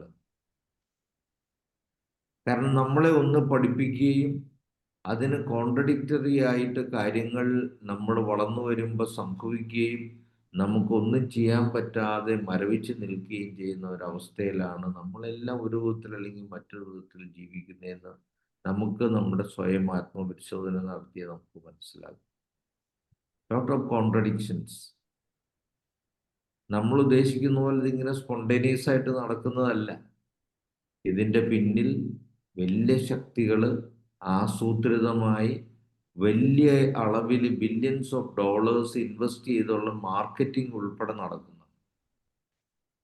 അത് പല മീഡിയ എഡ്യൂക്കേഷൻ കരിക്കുലം നിശ്ചയിച്ചുകൊണ്ട് മീഡിയ വഴി സിനിമ, അതുപോലെ തന്നെ ടെലിമൂവീസ്, പത്രമാധ്യമങ്ങളുടെ നിയന്ത്രണം, ടെലിവിഷൻ നിയന്ത്രണം, സോഷ്യൽ മീഡിയ നിയന്ത്രണം എല്ലാം. ഇപ്പോൾ നമ്മുടെ സോഷ്യൽ മീഡിയ തന്നെ, നമ്മുടെ ഈ ഫേസ്ബുക്കും യൂട്യൂബ് ഉൾപ്പെടെ ഉള്ളത്, ഈ അബ്നോർമലായിട്ട് പ്രചരിപ്പിക്കുന്നവർക്ക് ഇപ്പോൾ കള്ള വാക്സിൻ ശരിയാണെന്ന് പറഞ്ഞ് അവർക്ക് പ്രചരിപ്പിച്ചാൽ nobody is opposing, that is they are doing. So അവർക്ക് എന്തും ചെയ്യാം. പക്ഷെ നമ്മൾ ഹോമിയോപ്പതി വൈറൽ ഡിസീസ് നല്ലതാണെന്ന് പറഞ്ഞാൽ നമ്മൾ ബ്ലോക്ക് ചെയ്യും. അതെന്ത് ബേസിലാണ്? അവിടെയാണ് ഈ ഡിസ്ക്രിപ്ഷൻ നമ്മൾ തിരിച്ചറിയേണ്ടത്. ഇപ്പോൾ WHO വാക്സിൻ, പ്രൂവ് ചെയ്യാത്ത വാക്സിൻ, mRNA ടെക്നോളജി ലോക ചരിത്രത്തിൽ ഇതുവരെ വാക്സിനായിട്ട് ഉപയോഗിക്കാതെ നമുക്കെല്ലാം അറിയാം. നമ്മൾ പഠിച്ചപ്പോഴും അങ്ങനെ ഒരു mRNA വാക്സിനെ കുറിച്ച് പഠിച്ചിട്ടുമില്ല. It is a new technology vaccine. അതിൻ്റെ കംപ്ലീറ്റ് പ്രൂവിങ് പോലും നടത്തിയിട്ടില്ല. അതിക്ക് മുമ്പ് എമർജൻസി യൂസ് ഓതറൈസേഷൻ എന്നും പറഞ്ഞ് ഇന്ന് അത് ഇംപ്ലിമെന്റ് ചെയ്തു കഴിഞ്ഞു. അതിൻ്റെ തിക്താനുഭവങ്ങൾ നമ്മുടെ ചുറ്റുപാടും നമ്മൾ ഇന്ന് കണ്ടുകൊണ്ടിരിക്കുകയാണ്. നൂറുകണക്കിന് ആൾക്കാർ മരിച്ചു വീണിട്ടും അതേക്കുറിച്ച് ഒരു പഠനങ്ങളും നടത്തുന്നില്ല. പക്ഷെ പുതിയൊരു വൈറസ് വന്നു, ഒരു നിപ്പ വൈറസ് വന്നൊരൊറ്റ രോഗി സസ്പെക്റ്റഡ് ആയിട്ട് വന്നിട്ടുണ്ടെങ്കിൽ ഉടനെ അത് മെയിൻ സ്ട്രീം ന്യൂസിൽ മന്ത്രി തന്നെ ഇടപെട്ട് അത് വെളിപ്പെടുത്തുന്ന രീതി നമ്മൾ കാണുന്നില്ലേ? ഇവിടെ നൂറുകണക്കിന് ആൾക്കാർ കുഴഞ്ഞു വീണ് മരിച്ചിട്ട് അത് എങ്ങനെ മരിച്ചു എന്ന് ആരെങ്കിലും തിരിഞ്ഞു നോക്കുന്നുണ്ടോ? അപ്പൊ നമ്മൾ കോമൺ സെൻസ് ഉപയോഗിച്ച് നമുക്ക് ചുറ്റുപാട് നടക്കുന്ന കാര്യങ്ങളെയൊക്കെ കാണുകയും വിശകലനം ചെയ്യുകയും അതിൽ നിന്നുള്ള കാര്യങ്ങളെ മനസ്സിലാക്കി ഈ മെയിൻ സ്ട്രീം മീഡിയ ഉൾപ്പെടെയുള്ളവർ പറയാത്തവരും മനുഷ്യരുടെ നന്മയ്ക്കായിട്ട് പറയാനുള്ള ബാധ്യത നമുക്കുണ്ട്. നമ്മളത് പ്രൂഡൻ്റായിട്ട് ചെയ്യുക, കളക്റ്റീവായിട്ട് ചെയ്യുക. IFPH പോലെയുള്ള പ്ലാറ്റ്ഫോം ഒക്കെ അതിനുവേണ്ടി രൂപകൽപ്പന ചെയ്തിട്ടുള്ളത്, നമ്മൾ ഡെവലപ്പ് ചെയ്തിട്ടുള്ളതാണ്. അപ്പം നമ്മുടെ കളക്റ്റീവ് വർക്കാണ് ഇവിടെ എഫക്റ്റീവായിട്ട് വരെ. നമ്മൾ ഒറ്റയ്ക്കൊന്നും ചെയ്യാൻ പോയി നടക്കത്തില്ല. പക്ഷേ ഇന്ന് കാലഘട്ടത്തിൻ്റെ അനുഗ്രഹം നമുക്ക് വന്നിട്ടുണ്ട്. ഇപ്പോൾ ലോകം മൊത്തം ഈ ഒരു ഡിറക്ഷനിൽ ചിന്തിക്കാൻ ഇതൊക്കെ ബോധ്യപ്പെട്ട് നല്ലൊരു ശതമാനം ആളുകൾ ഇതേക്കുറിച്ചൊക്കെ വലിയ അവബോധനങ്ങൾ, ബോധ്യപ്പെടുത്തലുകളൊക്കെ വന്നിട്ടുണ്ട്. അടുത്ത കാലത്ത് ഞാൻ അമേരിക്കയുടെ ഇന്നത്തെ ഹെൽത്ത് സെക്രട്ടറി ആയിട്ടുള്ള റോബർട്ട് എഫ് കെന്നഡിയുടെ വീഡിയോസും അദ്ദേഹത്തിൻ്റെ കാര്യങ്ങളൊക്കെ, അദ്ദേഹത്തിൻ്റെ പ്രസംഗങ്ങളൊക്കെ ചിലതൊക്കെ വീഡിയോയിലൂടെ ഒക്കെ കേൾക്കാൻ റെഡിയായി. പക്ഷെ അതൊക്കെ സോഷ്യൽ മീഡിയയിൽ നിന്ന് ഇല്ലാതാക്കുന്നുണ്ട്. അപ്പം അദ്ദേഹത്തിൻ്റെ ഒരു വീഡിയോയിൽ കാണാൻ സാധിച്ചത് ഇന്നുള്ള പല വാക്സിൻസും പ്രൂവൺ അല്ല. അത് അദ്ദേഹത്തിൻ്റെ അടുത്ത് വരെ പ്രൂവൺ ആണെന്ന് തെറ്റിദ്ധരിപ്പിച്ച് അദ്ദേഹം അത് വിശ്വസിച്ച് അവസാനം കോടതിയിൽ കേസ് ഫയൽ ചെയ്ത് കോടതിയിൽ തെളിവ് സമർപ്പിക്കേണ്ടി വന്നപ്പോഴാണ് ഔട്ട് ഓഫ് കോർട്ട് സെറ്റിൽമെന്റ് വരെ അദ്ദേഹത്തിൻ്റെ അടുത്ത് ചെന്ന് അപ്പോഴാണ് അദ്ദേഹത്തിന് ബോധ്യമായത് ഈ പറയുന്നതെല്ലാം നുണയായിരുന്നു. അതുകൊണ്ടാണ് ഇതിനെല്ലാം നേതൃത്വം കൊടുത്ത് ആന്റണി ഫൗച്ചിയെ പോലെയുള്ളവർക്ക് കഴിഞ്ഞ അമേരിക്കൻ ഗവൺമെന്റ്, ഇപ്പോഴത്തെ പ്രസിഡന്റിന് മുമ്പുള്ള കഴിഞ്ഞ അമേരിക്കൻ പ്രസിഡന്റ് പൊതുമാപ്പ് അദ്ദേഹത്തിന് മുൻകൂറായിട്ട് കൊടുത്തിട്ട് പോയി. അപ്പൊ ഇവിടെയൊക്കെ നമ്മൾ കാര്യങ്ങൾ മനസ്സിലാക്കി ബോധപൂർവം ശ്രമിക്കേണ്ടതുണ്ട്. നമ്മൾ മനുഷ്യരാശിയുടെ സംരക്ഷകരാകേണ്ടതുണ്ട്. നമ്മുടെ വരും തലമുറയുടെ സംരക്ഷകരാകേണ്ടതുണ്ട്. ഒരുപക്ഷെ നമ്മൾ പറയുന്നതൊന്നും എല്ലാവർക്കും മനസ്സിലായിന്നിരിക്കത്തില്ല, പക്ഷെ കുറെ കഴിയുമ്പോൾ മനസ്സിലാവും. ഇപ്പൊ പണ്ട് ഞാൻ കോവിഡ് കാലം തുടങ്ങിയപ്പോൾ കോവിഡ് വാക്സിൻ എടുക്കരുതെന്ന് പലരും പറഞ്ഞപ്പോൾ എന്നെ നിശിതമായി വിമർശിച്ച എൻ്റെ അധ്യാപകർ ഉൾപ്പെടെയുള്ളവരുണ്ട്. പക്ഷെ ഇന്ന് അവരെന്നെ ക്ഷണിച്ച് IMAയുടെ ക്ലാസ്സുകളിൽ, IMA ഇപ്പോൾ അടുത്ത കാലത്ത് കോതമംഗലത്ത് ഒരു സംഭവം ഉണ്ടായി. ഞാൻ പഠിച്ച കോളേജിൽ, BSc പഠിച്ച കോളേജിൽ IMA HPV വാക്സിനെ കുറിച്ച് ഒരു ടോക്ക് സംഘടിപ്പിച്ചു. അതിൻ്റെ അകത്ത് എന്നെ സ്പെഷ്യലായിട്ട് IMAയുടെ മീറ്റിങ്ങിൽ സംസാരിക്കാൻ അവർ വിളിക്കുകയും അത് തടയാൻ മറ്റൊരു പരമാവധി ശ്രമിക്കുകയും, പക്ഷെ അവർ നിർബന്ധിച്ച് എന്നെ സംസാരിപ്പിക്കുകയും ഞാൻ സംസാരിക്കുകയും ഞാൻ പറയാനുള്ളതൊക്കെ ഓപ്പണായിട്ട് പറയാൻ എനിക്ക് അവസരം കിട്ടുകയും ചെയ്തു. അത് അവർക്ക് തന്നെ ഒരു ഒരു ഒരു വലിയ ഒരു ഒരു എന്താണ് സ്വയം ചിന്തയ്ക്ക് ഇടവന്നു. അപ്പോ അത് കോതമംഗലം മാർ അഗ്നേഷ്യസ് കോളേജിൽ നടന്നൊരു കാര്യമാണ്. NSSന്റെ ഭാഗമായിട്ട് നടന്ന ഒരു മീറ്റിംഗിൽ സംഭവിച്ചത്. അപ്പോ അതുപോലെ ചരിത്രപരമായ ഒത്തിരി ദൗത്യങ്ങൾ നിർവഹിക്കേണ്ട ഒരു കാലഘട്ടത്തിലൂടെയാണ് നമ്മൾ കടന്നു പോകുന്നത്. അപ്പോൾ ആ ദൗത്യം നിർവഹിക്കുന്നതിന് വേണ്ടിയിട്ടാണ് ഞാൻ നമ്മൾ ഈ international forum for promoting homeopathy എന്ന പ്ലാറ്റ്ഫോം ഡെവലപ്പ് ചെയ്തിരിക്കുന്നത്. വരും കാലങ്ങളിൽ ഇതിന് ഒത്തിരി പ്രസക്തിയുണ്ട്. നമ്മുടെ ഒരുമയോടെയുള്ള ആത്മാർത്ഥതയോടെയുള്ള പ്രവർത്തനം ഇതിൻ്റെ ഈ ഹോമിയോപ്പതിയുടെ ലോകത്തുള്ള ശരിയായ രീതിയിലുള്ള പ്രവർത്തനത്തിന്റെ കൂടുതൽ രാജ്യങ്ങളിൽ എത്തിക്കുന്നതിനൊക്കെ ഉപകാരപ്പെടുമെന്ന് ആത്മാർത്ഥമായിട്ട് ഞാൻ വിശ്വസിക്കുന്നു. കളക്റ്റീവായിട്ട് നമുക്ക് പ്രവർത്തിക്കാം. ഈ വരുന്ന ദിവസങ്ങളിൽ നടക്കാൻ പോകുന്ന നമ്മുടെ 5 വർഷത്തെ ആഘോഷം എല്ലാവരും പങ്കെടുത്ത് ഏറ്റവും വിജയപ്രദമാക്കാൻ ആത്മാർത്ഥമായിട്ട് ശ്രമിക്കണമെന്ന് ഒരിക്കൽ കൂടി ഞാൻ എല്ലാവരോടും അഭ്യർത്ഥിക്കുകയാണ്. വീണ്ടും നമ്മുടെ ക്യാൻസറിലോട്ട് തിരിച്ചു വരുമ്പോൾ അപ്പോൾ ഈ ക്യാൻസർ എങ്ങനെ ഡെവലപ്പ് ചെയ്യുന്നു എന്ന് തിരിച്ചറിഞ്ഞ് അതിൻ്റെ കാരണങ്ങളെ രോഗിക്കും കുടുംബത്തിനും പറഞ്ഞ് മനസ്സിലാക്കി കൊടുത്ത് ആ കാരണങ്ങളെ അവരെ മാറ്റിയതിന് ശേഷം അതിനുള്ള പ്രതിവിധിയും കൂടെ കൊടുത്തതിന് ശേഷം നമ്മൾ മരുന്ന് കൊടുക്കുമ്പോഴാണ് along with judicious application of surgery.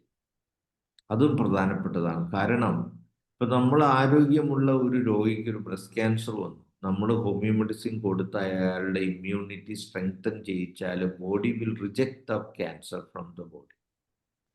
അപ്പോൾ നമ്മൾ ഹോമിയോ മെഡിസിൻ കൊടുത്താൽ സർജറി ചെയ്ത് ആ ട്യൂമറിനെ മാറ്റാണ്ടിരുന്നാൽ body will reject by forming apoptosis and ulceration and creating a vein to remove the cancerous growth by killing it, and as a pus it will drain out. അപ്പോൾ വലിയൊരു tumour ഉണ്ടെങ്കിൽ ആ tumour ഇങ്ങനെ പഴുത്ത് ഇങ്ങനെ വ്രണമായിട്ട് ഇങ്ങനെ പോയിക്കൊണ്ടേയിരിക്കും. അപ്പോൾ ഞാൻ ഫിലിപ്പീൻസിൽ എനിക്ക് അങ്ങനെ ഒരു രോഗിയെ കിട്ടി. 6 വർഷമായിട്ട് ലെഫ്റ്റ് ബ്രസ്റ്റ് ക്യാൻസർ വന്ന് 6 വർഷമായിട്ട് അലോപ്പതി ചികിത്സയ്ക്ക് പോകാതെ ആ ബ്രസ്റ്റ് മൊത്തം വ്രണമായിട്ട് അതിൻ്റെ അകത്ത് പുഴുക്കൾ സഹിതം ഉണ്ടായിരുന്നു. അവസാനം ഞാൻ അലോപ്പതി ഡോക്ടർ അല്ലാന്ന് എങ്ങനെയോ അതിൻ്റെ മകൻ തിരിച്ചറിഞ്ഞ് എൻ്റെ അടുത്ത് വന്ന് അതിനെ ഒന്ന് അമ്മേനെ ഒന്ന് ചികിത്സിക്കാൻ ചെല്ലണമെന്ന് പറഞ്ഞ് അത് ഞാൻ സാധാരണ രോഗികളുടെ വീട്ടുകളിൽ പോകാറില്ല. ഞാൻ ആദ്യമായിട്ട് ഒരു വീട്ടിൽ രോഗിയെ കാണാൻ പോയത് ഈ രോഗിയെ കാണാൻ. കാരണം എനിക്കൊരു ക്യൂരിയോസിറ്റി ആയിരുന്നു, 6 വർഷമായിട്ട് ഈ രോഗി ജീവിച്ചിരുന്നല്ലോ എന്നുള്ളത്, ക്യാൻസർ വന്നു. അപ്പോൾ അത് വ്രണമായിട്ടിരിക്കും അതിൻ്റെ അകത്ത്. അത് അവര് എന്നും അതിൻ്റെ സ്മെല്ലൊക്കെ ഉള്ളത് കൊണ്ട് അവർക്കത് കിട്ടില്ല. ഞാൻ ചെന്നപ്പോൾ എനിക്ക് അങ്ങോട്ട് വല്ലാത്തൊരു ബുദ്ധിമുട്ടായിരുന്നു അകത്തോട്ട് കയറാനൊക്കെ, ഒത്തിരി സ്മെല്ലിങ് ആയിരുന്നു. അപ്പോൾ അത് പിന്നെ ക്ലീൻ ചെയ്യിച്ച് കുറച്ച് നാളത് ഉണങ്ങി ഇങ്ങനെ വന്നു. പിന്നെ നമ്മളിത് റിജക്റ്റ് ചെയ്തുകൊണ്ടിരുന്നുകൊണ്ട് തീരത്തില്ല, കാരണം അതിൻ്റെ കോസ് എന്താണെന്ന് അവർക്ക് അറിഞ്ഞുകൂടാ. അപ്പോൾ ആ കോസ് അവിടെ പെർസിസ്റ്റ് ചെയ്യുമ്പോൾ അതിൻ്റെ ഗ്രോത്ത് വന്നുകൊണ്ടേയിരിക്കും. ഇമ്മ്യൂണിറ്റി സ്ട്രോങ് ആയിരുന്നത് കൊണ്ട് അതിനെ ബോഡി റിജക്റ്റ് ചെയ്തെങ്കിലും ആ കോസ് അവിടെ പെർസിസ്റ്റ് ചെയ്തിരുന്നതുകൊണ്ട് it is a never ending process. ഒരു സൈഡിൽ ട്യൂമർ ഡെവലപ്പ് ചെയ്യുകയും ചെയ്യും, ക്യാൻസർ ഡെവലപ്പ് ചെയ്യുകയും ചെയ്യും, മറ്റേ സൈഡിൽ അത് വെളിയിലോട്ട് റിജക്റ്റ് ചെയ്യുകയും ചെയ്യും. അപ്പോൾ it is a never ending process. അവിടെയാണ് നമ്മുടെ ഗ്രൂപ്പ് ജനറ്റിക് കൗൺസിലിങ്ങിൻ്റെ ഏറ്റവും വലിയ മഹാത്മ്യം എന്ന് ഞാൻ പറയുന്നത്. കാരണം അപ്പം ഞാൻ എൻ്റെ രോഗിക്ക് ഏറ്റവും അധികം കൊടുക്കുന്ന ഗ്രൂപ്പ് ജനറ്റിക് കൗൺസിലിംഗ് ആണെന്ന് ഞാൻ പറഞ്ഞല്ലോ. അതാണ് ഞാൻ കൊടുക്കുന്ന ഏറ്റവും പ്രധാനപ്പെട്ട മരുന്നെന്ന് തന്നെ ഞാൻ പറയും. കാരണം അതൊരു അവയർനെസ് ക്രിയേറ്റിംഗ് ആണ്, ഒരു നോളജ് ഷെയറിംഗ് ആണ്. ആ നോളജിനാണ് ഞാൻ ഏറ്റവും പ്രാധാന്യം. ക്യാൻസർ എങ്ങനെ വന്നു എന്നുള്ള തിരിച്ചറിവിലൂടെ അതിൻ്റെ കാരണങ്ങൾ ഏതൊക്കെ തലങ്ങളിൽ നിലനിൽക്കുന്നു, ഏതൊക്കെ തലങ്ങളിൽ അന്വേഷിച്ച് നമ്മൾ കണ്ടെത്തണം.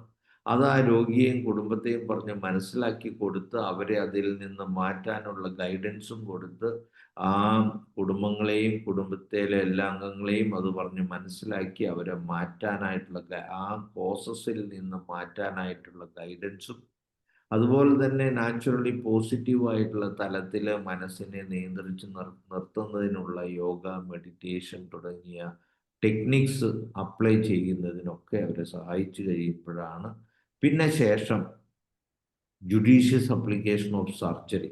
ഇപ്പം ഞാൻ പറഞ്ഞല്ലോ, ആ സർജറിക്ക് ഇമ്പോർട്ടൻ്റ് ആണ്. കാരണം നമ്മൾ ഈ ട്യൂമർ അവിടെ ഉള്ളിൽ വെച്ചുകൊണ്ട് ഈ രോഗിക്ക് മരുന്ന് കൊടുത്താൽ അത് റിജക്റ്റ് ചെയ്യപ്പെടും, അൾസറേഷൻ ഉണ്ടാവും, അത് ഹീൽ ചെയ്യാൻ കുറേ സമയമുള്ളൂ വലിയ ട്യൂമർ ആണെങ്കിൽ.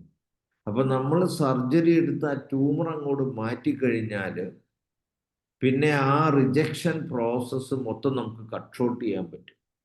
അപ്പോൾ ആ അൾസറേഷനോ ഒന്നും അവിടെ പിന്നെ നടത്തേണ്ട കാര്യമില്ല ബോഡി. അപ്പോൾ it will save the time. പിന്നെ അപ്പോൾ അവിടെ റൂട്ട് കോസ് നമ്മൾ ഐഡന്റിഫൈ ചെയ്ത് രോഗിയെ ബോധ്യപ്പെടുത്തി. അതുകൊണ്ട് തന്നെ അവിടെ അത് എല്ലാ തലങ്ങളിൽ നിന്നുമുള്ള, അപ്പോൾ അതുകൊണ്ട് തന്നെ പിന്നെ ഫർദർ പ്രോഗ്രസ് ഓഫ് ഡിസീസിന് നമുക്ക് ഇന്ററപ്റ്റ് ചെയ്യാൻ പറ്റും, റിക്കറൻസ് ഇന്ററപ്റ്റ് ചെയ്യാൻ പറ്റും. പിന്നെ അവിടെ സംഭവിച്ചിരിക്കുന്നത് ആ ജീൻസിൽ വന്നിരിക്കുന്ന മാറ്റത്തെ റിവേഴ്സ് ചെയ്യാന്നുള്ളതാണ്. ആ കോസസ് ഇല്ലാണ്ടാക്കി അവരുടെ peaceful, natural, peaceful, healthy, happy, comfortable mental സ്റ്റേറ്റിൽ അവരെ ജീവിക്കാൻ അനുവദിച്ചു കഴിയുമ്പോൾ തന്നെ അവിടെ നാച്ചുറൽ ഹീലിംഗ് നടക്കും. കാരണം our mind controls our DNA to 99%. പിന്നെ ഫിസിക്കൽ പ്ലെയിനിലുള്ള ഇൻട്രാക്ഷൻസ് വരുന്നുണ്ട് ഡെഫിനറ്റ്ലി. അതുണ്ടെങ്കിൽ അതും കറക്റ്റ് ചെയ്യേണ്ടതുണ്ട് നമ്മൾ. ഇപ്പം നമുക്ക് 3 തലങ്ങളിൽ DNA റെഗുലേഷനെ കാണാൻ പറ്റും. ഒന്ന്, നമ്മുടെ മനസ്സിലെ ചിന്തകൾ, നമ്മുടെ ഉള്ളിൽ നിന്ന് വരുന്നത്. 2, വെളിയിൽ നിന്ന് വരുന്ന എനർജി സോഴ്സസ്. അത് manmade energy sources like x ray, mobile vibrations, മറ്റു മനുഷ്യരുടെ ചിന്തകളും വരും.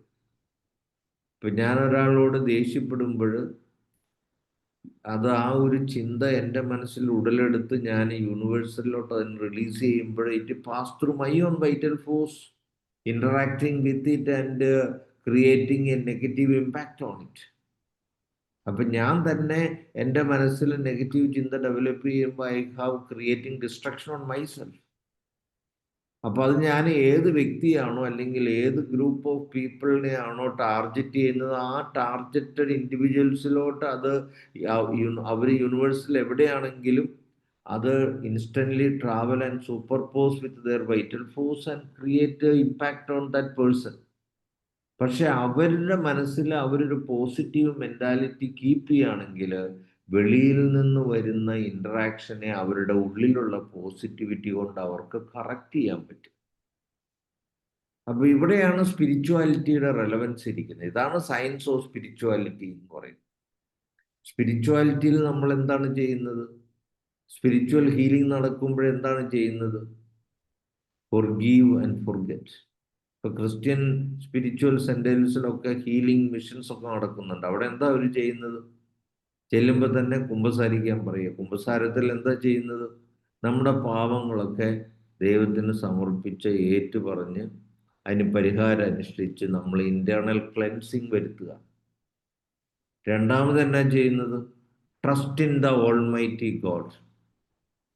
എന്നെ സംരക്ഷിക്കുന്ന ഒരു ദൈവം എന്നെ നേരെയാക്കും എന്നുള്ള ഉറച്ച വിശ്വാസം. ദൈവം ഉണ്ടോ ഇല്ലയോ എന്നുള്ളതല്ല അവിടെ പ്രസക്തി. ദൈവം ഉണ്ടാവും ഇല്ല എന്നുള്ള എന്തോ ആയിക്കോട്ടെ, that is none of the matter.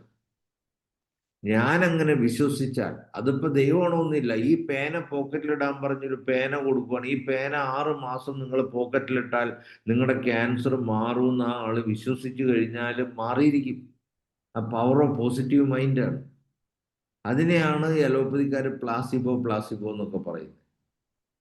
എൻ്റെ അഭിപ്രായത്തിൽ ഏറ്റവും കൂടുതൽ പ്ലാസിബോ ക്യൂർ നടക്കുന്ന അവരുടെ ട്രീറ്റ്മെൻറ്റിലാണ്. കാരണം അവരെന്നാ ചെയ്യുന്നത്? ഈ സപ്രസീവ് മെഡിസിൻ കൊടുത്ത് പനി കുറയ്ക്കുക, അല്ലെങ്കിൽ ഈ സിംറ്റംത്തെ ഇല്ലാതാക്കുക. ഇപ്പോൾ ഹൈപ്പർ ടെൻഷൻ ഉണ്ടെങ്കിൽ അതിൻ്റെ പെരിഫറൽ ഡയലൈറ്റേഴ്സ് കൊടുത്ത് അതില്ലാണ്ടാക്കുക. പക്ഷെ അതിൻ്റെ സെക്കൻഡറി ആക്ഷൻ കൊണ്ട് ആയുഷ്കാലം മരുന്ന് കഴിക്കേണ്ടി വരും എന്നുള്ള വേറൊരു കാര്യം. പക്ഷെ പനി പോലെയുള്ള രോഗങ്ങൾക്ക് പനി ഒന്ന് കുറച്ചു, അപ്പോൾ ഒരു പോസിറ്റീവ് മെൻറ്റാലിറ്റി. ശരീരവേദനയ്ക്ക് പെയിൻ കില്ലർ കൊടുത്ത് വേദന അറിയിക്കാണ്ടായി, അപ്പോൾ അവർക്കൊരു പോസിറ്റീവ് ഫീലിംഗ് ഇൻസ്റ്റൻ്റ് ആയിട്ട് കിട്ടി. ആ positive mind can work positively and constructively in such patients. അപ്പൊ അതുകൊണ്ട് ഈ പ്ലാസിബോ എന്ന് പറയുന്നത് നമ്മുടെ മെഡിസിനിലല്ല, അവരുടെ മെഡിസിൻ അപ്ലിക്കേഷനിലാണ് ഏറ്റവും കൂടുതൽ സംഭവിക്കുന്നതെന്നാണ് എൻ്റെ അഭിപ്രായം. അപ്പോ നമ്മൾ പറഞ്ഞു വരുന്നത് പവർ ഓഫ് പോസിറ്റീവ് മൈൻഡാണ്. അപ്പോൾ ആ മൈൻഡ് സ്റ്റെബിലൈസ് ചെയ്യുന്നതിനുള്ള ടെക്നിക്കുകൾ അവർക്ക് പറഞ്ഞു കൊടുക്കും. അതിൻ്റെ അകത്ത് മെഡിറ്റേഷൻ ഉണ്ട്.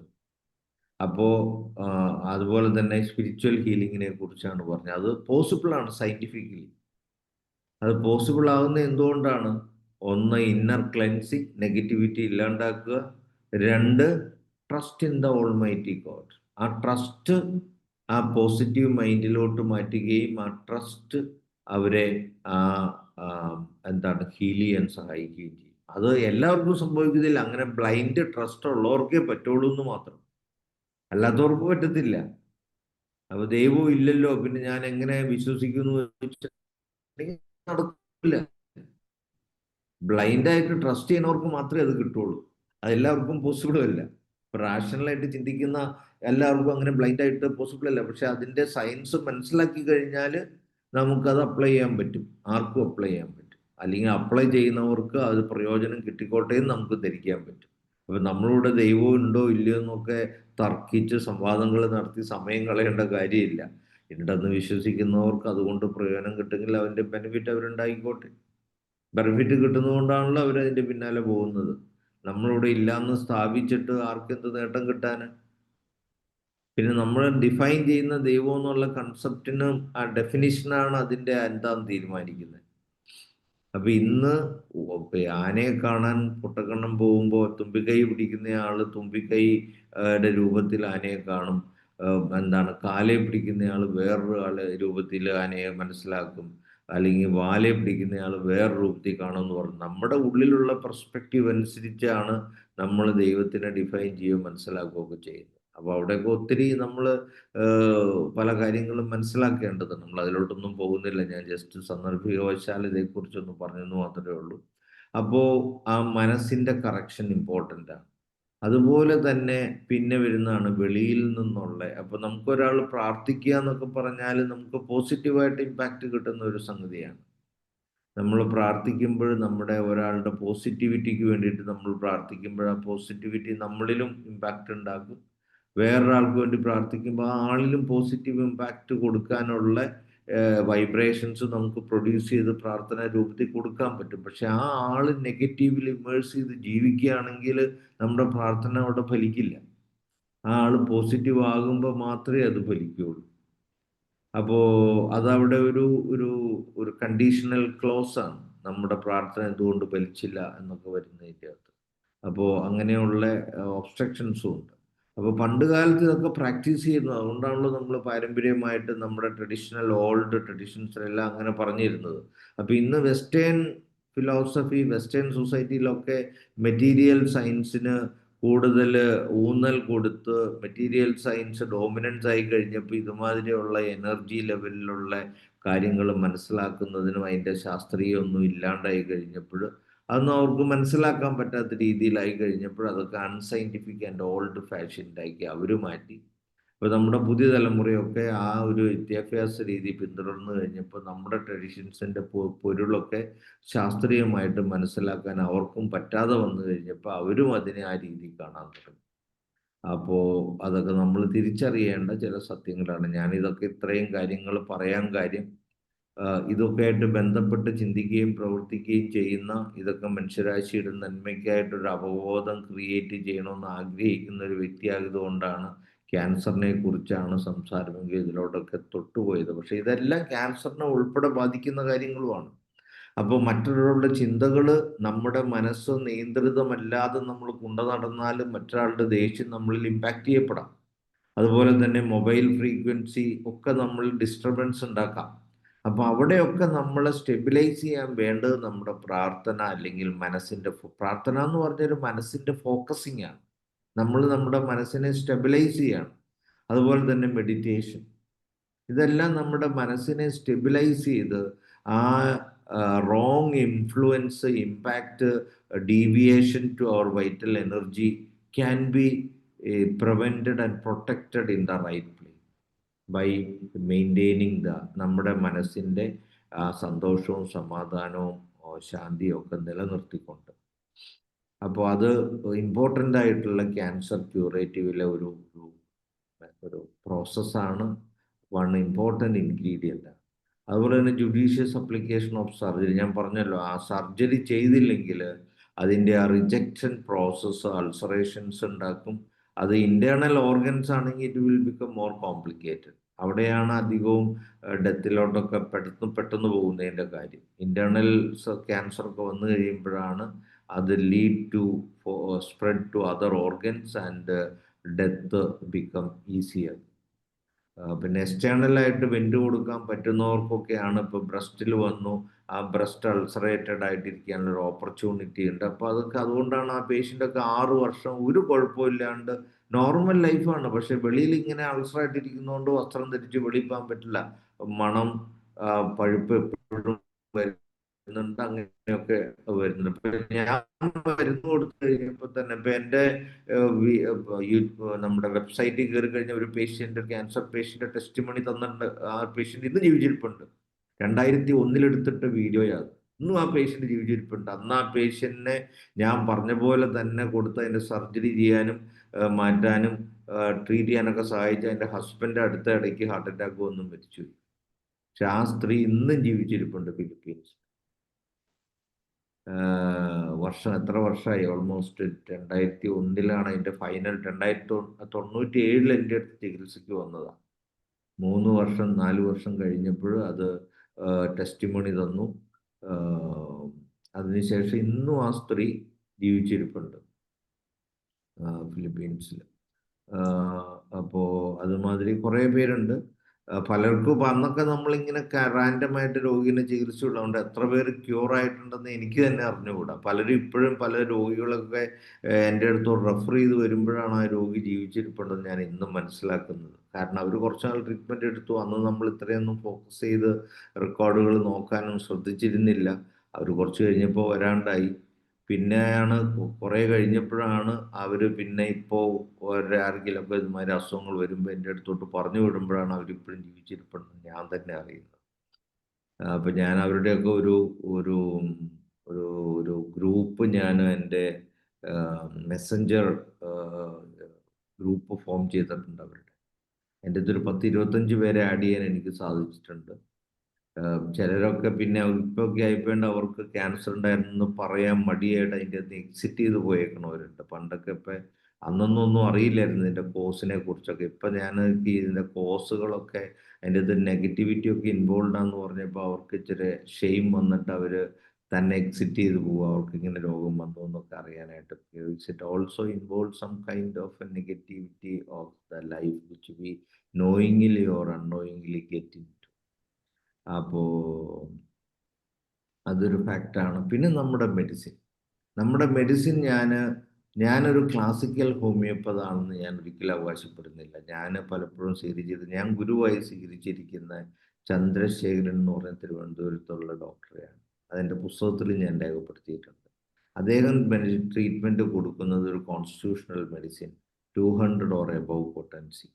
പിന്നെ പത്തോളജിക്കൽ ആയിട്ടുള്ള അല്ലെങ്കിൽ അഫക്റ്റഡ് ഓർഗൻ്റെ ഇൻഡിക്കേഷൻ അനുസരിച്ചുള്ള 1-2 മെഡിസിൻസ്. അപ്പോൾ 2-3 ഓർഗൻസ് അഫക്റ്റഡ് ആണെങ്കിൽ ഓരോ ഓർഗനും സ്പെസിഫിക് ആയിട്ടുള്ള ഇൻഡിക്കേഷൻ അനുസരിച്ചുള്ള ആ ഓർഗനിൽ എങ്ങനെ മാനിഫെസ്റ്റേഷൻ വന്നു അതിൻ്റെ സ്പെസിഫിക് ഇൻഡിക്കേഷൻ അനുസരിച്ചുള്ള മെഡിസിൻ കണ്ടെത്താൻ പറ്റിയാൽ ആ മെഡിസിൻസ് കൊടുക്കും. പിന്നെ ടിഷ്യൂ റെമഡി വേണമെങ്കിൽ കൊടുക്കും, ടിങ്ചർ വേണമെങ്കിൽ കൊടുക്കേണ്ടതുണ്ടെങ്കിൽ അതും കൊടുക്കും. അങ്ങനെ ഒരു ജുഡീഷ്യസ് മാനേജ്മെന്റ് എന്നാണ് ഞാൻ അതിനെ പറയുന്നത്. പക്ഷെ സ്കിൻ കംപ്ലയിൻസിന്റെ കേസിൽ ഞാൻ പലപ്പോഴും സിംഗിൾ മെഡിസിൻ കൊണ്ട് മാത്രമേ ഞാൻ ട്രീറ്റ് ചെയ്യാറുള്ളൂ. അതൊരു മൾട്ടി സിസ്റ്റമിക് പ്രോബ്ലമാണ്, അതൊരു കോൺസ്റ്റിറ്റ്യൂഷണൽ പ്രോബ്ലമാണ്. സ്കിൻ എന്ന് പറഞ്ഞാൽ deeply connected to our mind. അപ്പോൾ അത് നമ്മൾ പല ഓർഗൻസ് അല്ല, ഒരു സിംഗിൾ ഓർഗനാണ്. അപ്പോൾ അതിനെ മനസ്സുമായിട്ട് കണക്ട് ചെയ്ത് കോൺസ്റ്റിറ്റ്യൂഷണലായിട്ട് മെഡിസിൻ കൊടുക്കണമെന്ന് ഞാൻ പ്രത്യേകം ശ്രദ്ധിക്കാറുണ്ട്. അപ്പോൾ ഇതൊക്കെ നമ്മുടെ ഒരു എക്സ്പീരിയൻസ് കൊണ്ട് ജുഡീഷ്യസ് ആയിട്ട് ഡെവലപ്പ് ചെയ്ത് വരേണ്ട ഒരു സംഗതിയാണ്. അപ്പോൾ എൻ്റെ ക്യാൻസർ ട്രീറ്റ്മെൻറ്റിൽ മരുന്ന് കൊടുക്കൽ ഒരു ഇമ്പോർട്ടൻറ്റ് കമ്പോണൻ്റ് ആണ്. അതോടൊപ്പം തന്നെ ഇമ്പോർട്ടൻ്റ് ആയിട്ടുള്ളതാണ് ക്യാൻസർ എങ്ങനെ വരുന്നു എന്നുള്ള ഡെവലപ്പ് ചെയ്യുന്ന സയൻറ്റിഫിക് ഇൻഫർമേഷൻ രോഗിയുടെയും കുടുംബത്തെയും മനസ്സിലാക്കി കൊടുക്കുക, അതിനെ കറക്റ്റ് ചെയ്യാനായിട്ടുള്ള നിർദ്ദേശങ്ങളും സൊല്യൂഷൻസും അവർക്ക് പറഞ്ഞു കൊടുക്കുക, along with judicious application of surgery. അപ്പോൾ അതിൻ്റെ കൂടെ ഞാൻ ഈ മനസ്സ് ഫിക്സേഷനും റിലാക്സേഷനും ഒക്കെ മ്യൂസിക് തെറാപ്പി അപ്ലൈ ചെയ്യാറുണ്ട്, യോഗ, മെഡിറ്റേഷൻ, പ്രേയേഴ്സ് ഒക്കെ അപ്ലൈ ചെയ്യാറുണ്ട്. Everything natural I integrate and incorporate. ഇത്രയാണ് എനിക്കൊരു ജനറൽ ഇൻട്രൊഡക്ഷൻ എൻ്റെ ക്യാൻസറിനെ തിയറിയെ കുറിച്ച് പറയാനുള്ളത്. മരുന്നിനെ കുറിച്ച് ഞാൻ പറഞ്ഞല്ലോ, ഞാൻ എൻ്റെ ആ ട്രീറ്റ്മെൻറ്റ് പ്രിസ്ക്രിപ്ഷൻ ഫിലോസഫി ഞാൻ പറഞ്ഞു. അതിൻ്റെ സയൻസോടെ ഞാൻ പറയാം സമയത്തിലേ. ഇനി 3 മിനിറ്റാണുള്ളത്. അപ്പോൾ അതിൻ്റെ സയൻസ് ഞാൻ വളരെ ചുരുക്കി പറഞ്ഞാൽ, നമ്മുടെ ടാർഗറ്റ് എന്ന് വെച്ചാൽ നമ്മുടെ വൈറ്റൽ ഫോഴ്സിനെ സ്റ്റെബിലൈസ് ചെയ്യുക എന്നുള്ളതാണ്. നമ്മുടെ വൈറ്റൽ ഫോഴ്സിനെ സ്റ്റെബിലൈസ് ചെയ്യാൻ, ഒപ്റ്റിമൈസ് ചെയ്ത് അതിൻ്റെ പ്യൂരിറ്റി റീഗെയിൻ ചെയ്യാൻ constitutional medicine vital force as a whole impact വരും. പിന്നെ ഈ വൈറ്റൽ ഫോഴ്സ് എന്ന് പറയുന്നത് ഓരോ ഓർഗനെയും ഇമ്പാക്റ്റ് ചെയ്യുന്ന എനർജി സോഴ്സസിൻ്റെ യൂണിയനാണ്. അപ്പോൾ ആ ഓരോ എനർജി ഓരോ ഓർഗനെ ഇമ്പാക്റ്റ് ചെയ്യുന്നതിന് ഓരോ എനർജി ഉണ്ട്. ആ സ്പെസിഫിക് മെഡിസിൻ കൊടുത്തു കഴിയുമ്പോൾ ഒന്നാലെ കോൺസ്റ്റിറ്റ്യൂഷൻ മെഡിസിൻ കറക്റ്റ് ആണെങ്കിൽ അത് ഓവറോൾ വൈറ്റൽ ഫോഴ്സിനെ കറക്റ്റ് ചെയ്ത് അതോടൊപ്പം തന്നെ മറ്റേ എനർജി എല്ലാം കറക്റ്റഡ് ആയിക്കോളും. ഇനി ഈ കോൺസ്റ്റിറ്റ്യൂഷണൽ മെഡിസിൻ കറക്റ്റ് അല്ലെങ്കിൽ അവിടെ ക്യൂർ നടക്കത്തില്ല. അപ്പം നമ്മൾ ആ ഓർഗൻ സ്പെസിഫിക് ആയിട്ടുള്ള മെഡിസിൻ കൊണ്ട് ആ സ്പെസിഫിക് എനർജിയെ കറക്റ്റ് ചെയ്താലും അതിൻ്റെ യൂണിയനായിട്ട് വരുന്ന വൈറ്റൽ ഫോഴ്സ് ഓട്ടോമാറ്റിക്കലായിട്ട് കറക്റ്റഡ് ആയി. അങ്ങനെ മൾട്ടിപ്പിൾ വേസിന് നമുക്ക് ടോട്ടൽ ഹീലിംഗ് വരുത്തുന്നതിന് ഉപയോഗപ്പെടുത്താം. അപ്പോൾ നമ്മളിപ്പോൾ സിംഗിൾ മെഡിസിൻ കൊടുക്കുന്നതാണോ മൾട്ടിപ്പിൾ മെഡിസിൻ കൊടുക്കുന്നതാണോ ശരി തെറ്റെന്നുള്ള നമ്മുടെ ഇടയിൽ നടക്കുന്ന ചർച്ചകൾക്കൊക്കെ നമുക്ക് സൊല്യൂഷൻ ഉണ്ട്. ഇപ്പം ഞാൻ പലപ്പോഴും കണ്ട 10, 300, 400 പേഷ്യൻസിനെ വളരെ എഫക്റ്റീവായിട്ട് നോക്കുന്ന ഡോക്ടേഴ്സൊക്കെ അപ്ലൈ ചെയ്യുന്ന മെത്തഡോളജി അത്. അവർക്കത് പ്രയോജനം കിട്ടുന്നതുകൊണ്ടല്ലേ രോഗികൾ അത് വരുന്നതും അത് പ്രയോജനം കിട്ടുന്നതും. അപ്പോൾ ഹാനിമാൻ 10-40 വർഷം കൊണ്ട് 6 പ്രാവശ്യം ഓർഗനോൺ റീറൈറ്റ് ചെയ്തെങ്കിൽ ഒരു 50 വർഷമുള്ള അദ്ദേഹം ജീവിച്ചിരുന്നെങ്കിൽ അതുമാത്രം എത്ര പ്രാവശ്യം അവിടെ വീണ്ടും റീറൈറ്റ് ചെയ്തേനെ. അപ്പോൾ ആ റീറൈറ്റിംഗ് അദ്ദേഹത്തിൻ്റെ ഒരു ജീവിതകാലത്ത് നടത്താൻ പറ്റില്ല. കാരണം ഒരു കംപ്ലീറ്റ് സിസ്റ്റം ഓഫ് മെഡിസിൻ ഒരു ജീവിതകാലത്ത് മാത്രം നടത്താൻ പറ്റുന്ന സംഗതിയല്ല ഡെവലപ്പ് ചെയ്യാനായിട്ട്. അതിന് മൾട്ടിപ്പിൾ ലൈഫ് ടൈംസ് വേണ്ടി വരും. അപ്പോൾ ആ ധർമ്മം നിർവഹിക്കേണ്ടവരാണ് നമ്മൾ. അപ്പോൾ നമ്മൾ അതിൻ്റെ ജുഡീഷ്യസ് ആയിട്ടുള്ള സയൻറ്റിഫിക് ആയിട്ടുള്ള പോസിബിലിറ്റീസ് തിരിച്ചറിഞ്ഞ് അത് മനസ്സിലാക്കി മനുഷ്യരുടെ നന്മയ്ക്കായിട്ട് ആ മാറ്റങ്ങൾ വരുത്താൻ നിയോഗിക്കപ്പെട്ടവരാണ്. അത് മനസ്സിലാക്കി അതിനുള്ള ധർമ്മങ്ങളും കർമ്മങ്ങളും ചെയ്യാൻ നമ്മുടെ ജീവിതകാലത്ത് നമുക്ക് സാധിക്കുക. നമുക്കെല്ലാം സാധിക്കട്ടെ എന്ന് ആശംസിച്ചുകൊണ്ട് ഞാൻ എൻ്റെ സമയവും കഴിഞ്ഞു. 1-2 ചോദ്യങ്ങൾ ചോദിക്കാനുണ്ടെങ്കിൽ ഞാൻ ഉത്തരങ്ങൾ നൽകാം, അല്ലെങ്കിൽ നമുക്ക് വീണ്ടും കാണാം. നന്ദി ഷാജി ഡോക്ടറെ. ആർക്കെങ്കിലും എന്തെങ്കിലും ഡോക്ടറോട് സംസാരിക്കാനുണ്ടെങ്കിൽ ഒന്ന് ഹാൻഡ് റൈസ് ചെയ്യണേ. നമുക്കൊരു 2-3 മിനിറ്റ് അതിനായിട്ട് എടുക്കാം. ആർക്കെങ്കിലും ഡോക്ടറോട് സംസാരിക്കാൻ വളരെ നല്ലൊരു ക്ലാസ് ആയിരുന്നു. നമുക്ക് വളരെ ഒരു കോൺഫിഡൻസ് തരുന്നൊരു ക്ലാസ്സാണ് ഡോക്ടർ നമുക്ക് തന്നത്. ആർക്കെങ്കിലും എന്തെങ്കിലും ഈ പറഞ്ഞതിൽ സംശയമോ ഡോക്ടറുടെ ക്ലാസ്സിന് അഭിപ്രായമോ പറയാനുണ്ടെങ്കിൽ ഹാൻഡ് റൈസ് ചെയ്യണം.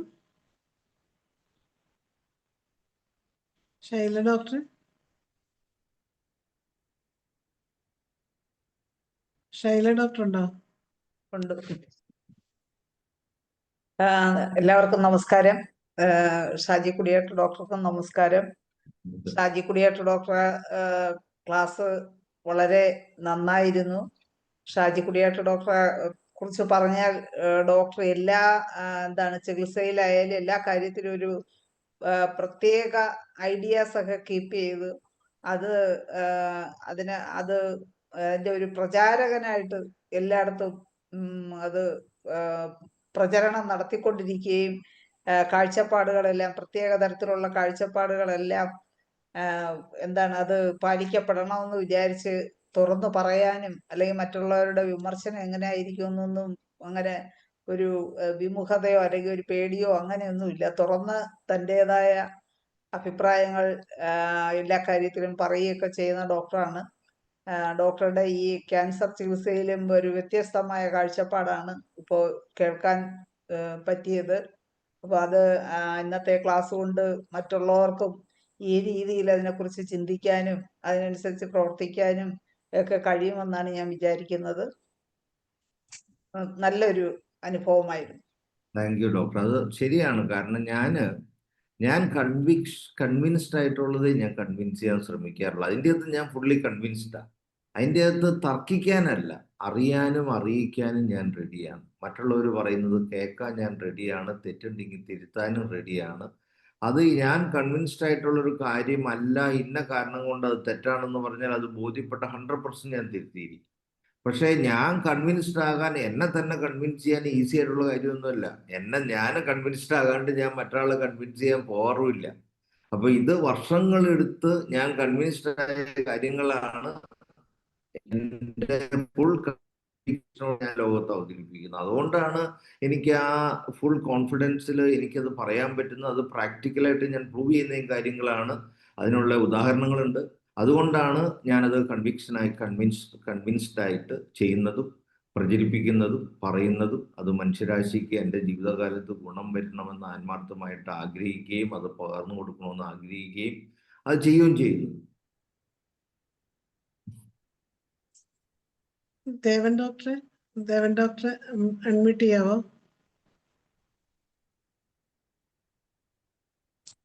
ദേവൻ ഡോക്ടർ, നമസ്കാരം. സമയമില്ല ചർച്ചയ്ക്ക്. ഡോക്ടർ ഒരു നന്ദിയും ഡോക്ടറുടെ അങ്ങനെ അഭിപ്രായം പറയാം. നമുക്ക് 2 മിനിറ്റ് എടുക്കാം. ഒരു ചർച്ചയ്ക്കുള്ള സമയമില്ല, അതുകൊണ്ട് നന്ദി മാത്രം ഞാൻ പറഞ്ഞ് അവസാനിപ്പിക്കാം. ഓക്കെ. എന്തായാലും ഒരു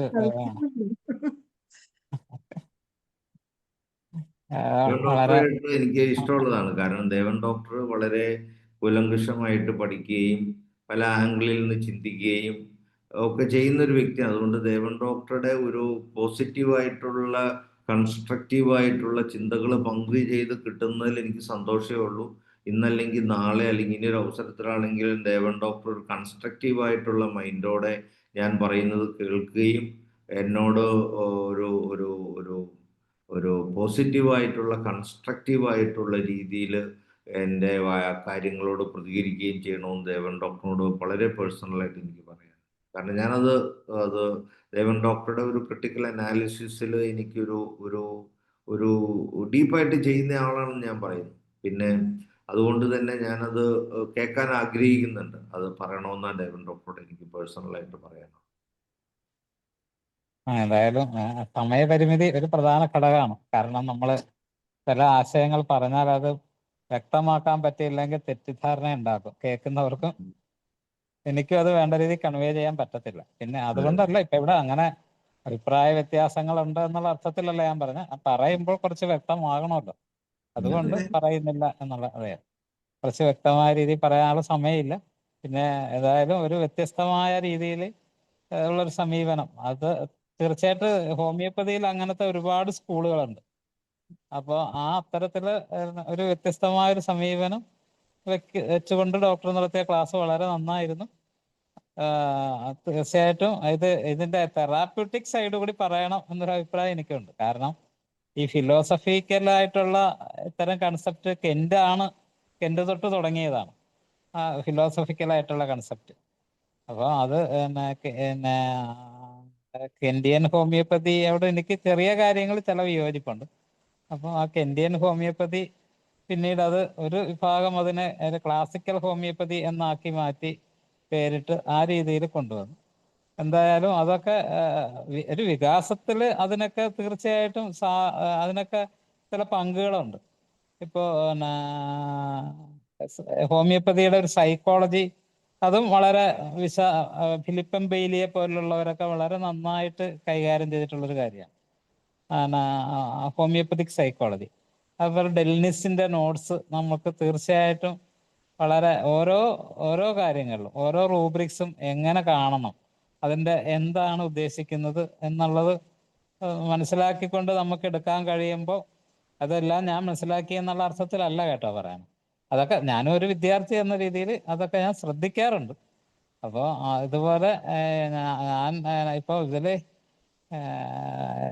ഡോക്ടറെ ഈ പിന്നെ ഒരു അപ്രോച്ച്, അതിന്റെ റിസൾട്ട് ഉണ്ടല്ലോ, ആ റിസൾട്ട് ഉണ്ടാകുമ്പോൾ അതിന്റെ ഒരു തെറാപ്യൂട്ടിക്സും കൂടി പറഞ്ഞാൽ, റിസൾട്ട് ഉള്ളത് കൊണ്ടാണ് ഞാനത് ചോദിക്കാം. റിസൾട്ട് ഇല്ലാത്ത ഒരാളോട് ചോദിക്കേണ്ട കാര്യമില്ലല്ലോ എന്തെങ്കിലും പറഞ്ഞു. അപ്പോൾ റിസൾട്ട് ഉള്ളവര് അതിന്റെ തെറാപ്യൂട്ടിക്സും കൂടി പറയുമ്പോഴാണ് അത് കുറച്ചുകൂടി അതിന് ഇപ്പൊ ഒരുപക്ഷെ അത് എൻ്റെ ഒരു ഇതായിരിക്കും, അതല്ല അതിന്റെ ഐഡിയ. ദേവൻ ഡോക്ടർ പറയുന്നത് ശരിയാണ്. ഞാൻ പലപ്പോഴും തെറാപ്യൂട്ടിക്സ് പറയാത്ത കാര്യം എന്ന് വെച്ചിട്ടുണ്ടെങ്കിൽ അതൊരു ഇൻഡിവിജ്വലൈസ്ഡ് കാര്യമാണ്. കാരണം ഇപ്പോൾ ഒരു മെഡിസിൻ ഞാൻ അങ്ങനെ പറയാറില്ല. പലപ്പോഴും ഞാൻ പറഞ്ഞല്ലോ, ഞാൻ എൻ്റെ ഒരു ഫിലോസഫി, അതുകൊണ്ടാണ് ഞാൻ പ്രിസ്ക്രൈബ് ചെയ്യുന്നതിന് ഒരു ഫിലോസഫി ഉണ്ട്, അതിനൊരു സയൻസും ഉണ്ട്. അതുകൊണ്ടാണ് ഞാൻ അതോടെ പറഞ്ഞത്. അവിടെ ഞാൻ പറഞ്ഞത്, ഞാൻ സിംഗിൾ മെഡിസിൻ ഒന്നും ക്യാൻസറിന് ഒരിക്കലും കൊടുക്കാറില്ല. ഒരു constitutional medicine, organ affinity medicines, biochemical ഉണ്ടാവും, ഒരു എമർജൻസി കേസിൽ ടിഞ്ചർ ഉൾപ്പെടെ കൊടുക്കാറുണ്ട്. അത് ഒരുമിച്ച് രൂപയിലാക്കി കൊടുക്കാറുണ്ട്, ആൾട്ടർനേറ്റ് ചെയ്യാറുണ്ട്. അല്ലെങ്കിൽ 1 hour before, 30 minutes before, 1 hour after എന്നൊക്കെ പറഞ്ഞ് കൊടുക്കാറുള്ളൂ. ഇൻഡിവിജ്വലൈസ് ചെയ്തേ കൊടുക്കാറുള്ളൂ. പക്ഷെ ഒന്നിൽ കൂടുതൽ മരുന്നുകൾ അങ്ങനെ കൊടുക്കാറുണ്ട്. പറഞ്ഞോ ദേവൻ ഡോക്ടർ നന്ദി പറയണേ. അതുകൊണ്ട് എന്തായാലും വളരെ ഇപ്പം ഡോക്ടറെ ആയ രീതിയിൽ ഹോമിയോപ്പതിയെ വിശദീകരിക്കാൻ ശ്രമിക്കുന്ന അങ്ങനെയുള്ള വിവിധ സരണികൾ വരുന്നത് ഒരു വളർച്ചയുടെ ലക്ഷണമാണ്. അടഞ്ഞ സംഭവങ്ങൾക്ക് ഒരൊറ്റ സരണി മാത്രമേ ആളൂ. അതിനെയാണ് നമ്മൾ ഫണ്ടമെന്റലിസം എന്ന് പറയുന്നത്. ഫണ്ടമെന്റലിസ്റ്റ് ഐഡിയ ആണ് ഒറ്റ രീതിക്ക് മാത്രമേ ചിന്തിക്കാൻ പറ്റൂ എന്നുള്ള രീതിക്ക് പോകുന്നു. ഇതിപ്പം വിവിധ തരത്തിലല്ല, പലരും ചിന്തിക്കട്ടെ. ഞാൻ എൻ്റെ രീതിയിൽ ചിന്തിക്കുന്നു, അത് എൻ്റെത് മാത്രം ശരിയെന്നുള്ള അഭിപ്രായമല്ല. തീർച്ചയായിട്ടും ഞാൻ എപ്പോഴും സംവാദങ്ങളിൽ ഏർപ്പെടുന്നത് എൻ്റെ തെറ്റുകളും കൂടി മനസ്സിലാക്കാനാണ്.